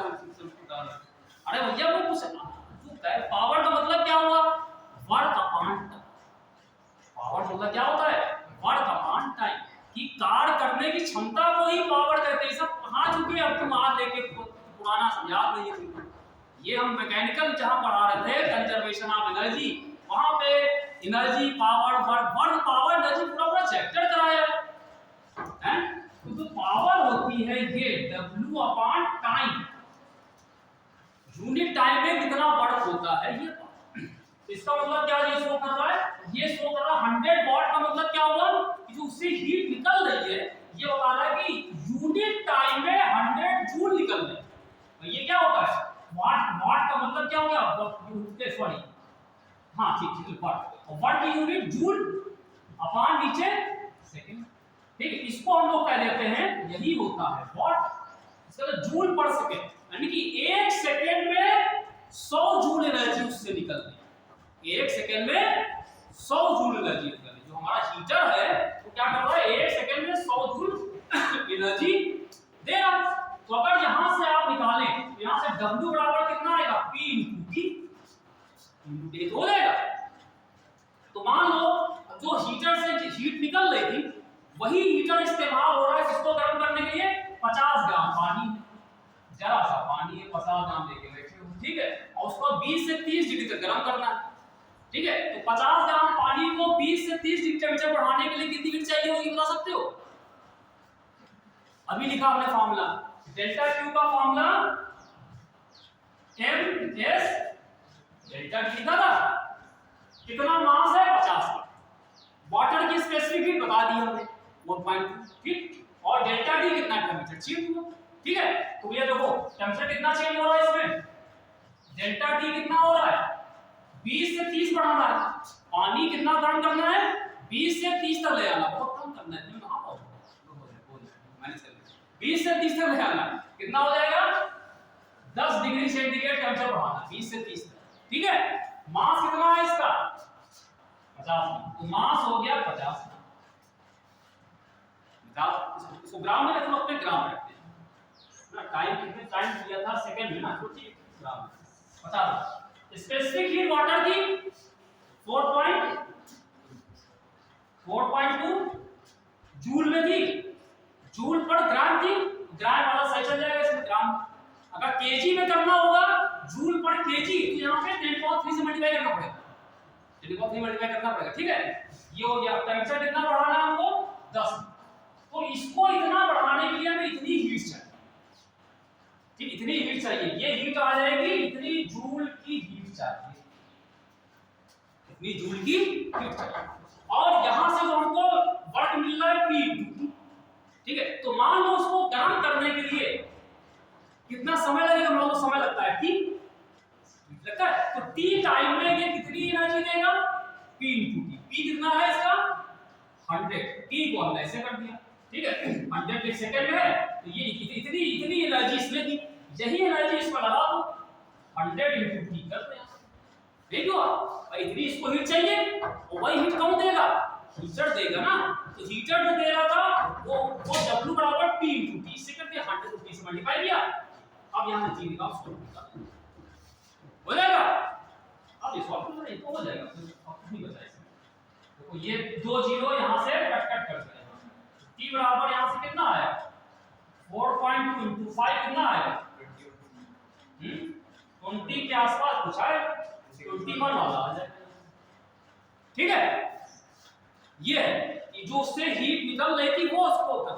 देखिए तो एक चीज होता है, तो हमने वाटर की स्पेसिफिक बताई है 4.2 जूल पर ग्राम डिग्री सेंटीग्रेड है।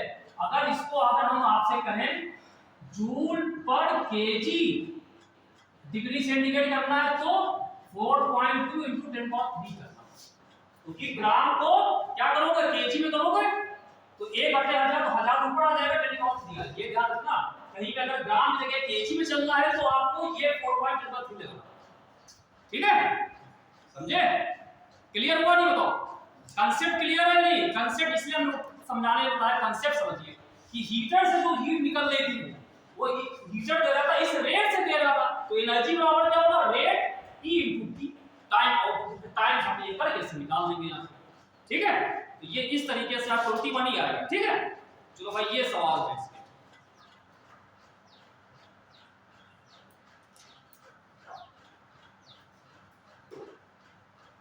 ये सवाल हम भेजेंगे इसी तरह करिए, तो समझा दें क्या है, समझ, ठीक। 2 लाइन निकालते हैं, अरे 50 ग्राम ऑफ कॉपर है 50 gram, 50 gram of copper is heated to increase its temperature by 10 degree centigrade. 50 gram का कॉपर है, ठीक है, उसको हीट किया जा रहा है और उसका टेम्परेचर जो है कितना बढ़ा रहे हैं, 10 डिग्री सेंटीग्रेड बढ़ा दिया। फिर कह रहे हैं इतना सेम जितनी इसको हीट दिया टेम्परेचर में, कह रहे इतनी ही हीट, इतना same quantity of heat is given to 10 gram of water. अगर इतनी हीट 10 ग्राम पानी को दे दे तो कहने द राइज इन टेम्परेचर कितना होगा, मतलब पानी का टेम्परेचर कितना बढ़ेगा। समझे? क्या करोगे, सिंपल सा है, कॉपर है, कॉपर का इसमें स्पेसिफिक हीट दे रखी 420 जूल दे रखी, तो कॉपर की स्पेसिफिक हो जाएगी, मास कॉपर का दे रखा 50 ग्राम, स्पेसिफिक 420 दे रखी है, और 10 डिग्री सेंटीग्रेड टेम्परेचर वो पूरा दे रखा है। उसको किसके बराबर कर दोगे, पानी के, जैसे इसको किया ये बराबर यहाँ आ जाएगा, फिर यहाँ पानी के देना। पानी का मास कितना है, the same quantity are heat given to 10 gram water, 10 gram पानी हो जाएगा, वाटर की स्पेसिफिक 4.2 बताया वो हो जाएगी यहाँ पे, और टेम्परेचर डेल्टा टी का डेल्टा टी का, ठीक है, वेरिएट कर लेना है, ठीक है। तो अब बताओ क्या कह रहे थे हम, थोड़ा तो सुनाई देता है, क्या कह रहे थे, कुछ कह रहे थे, नहीं कह रहे, ठीक है, तो आगे सवाल लगाएंगे, शुरू करेंगे सवाल, चलो अगला सवाल लिखो, अगला सवाल कराएं, चलो सर जाओ जाइए, जब कह रहे बताओ तो क्या क्यों नहीं जाइए। प्रिंसिपल ऑफ कैलोरीमेट्री फिर नेक्स्ट अगर जब हमारा क्लास होगा उसमें करेंगे, प्रिंसिपल ऑफ कैलोरीमेट्री कुछ नहीं है, एक बॉडी जो हीट देती है दूसरी लेती है, heat given by one body taken by other, ये प्रिंसिपल है, यहां से हीट निकली दूसरे ले सकती, ठीक है। चलिए तो सवाल पूछना है किसी को, पूछोगे, तो क्या इस लाइट नहीं रखता है, कैसा दिखाई देता है इसमें से।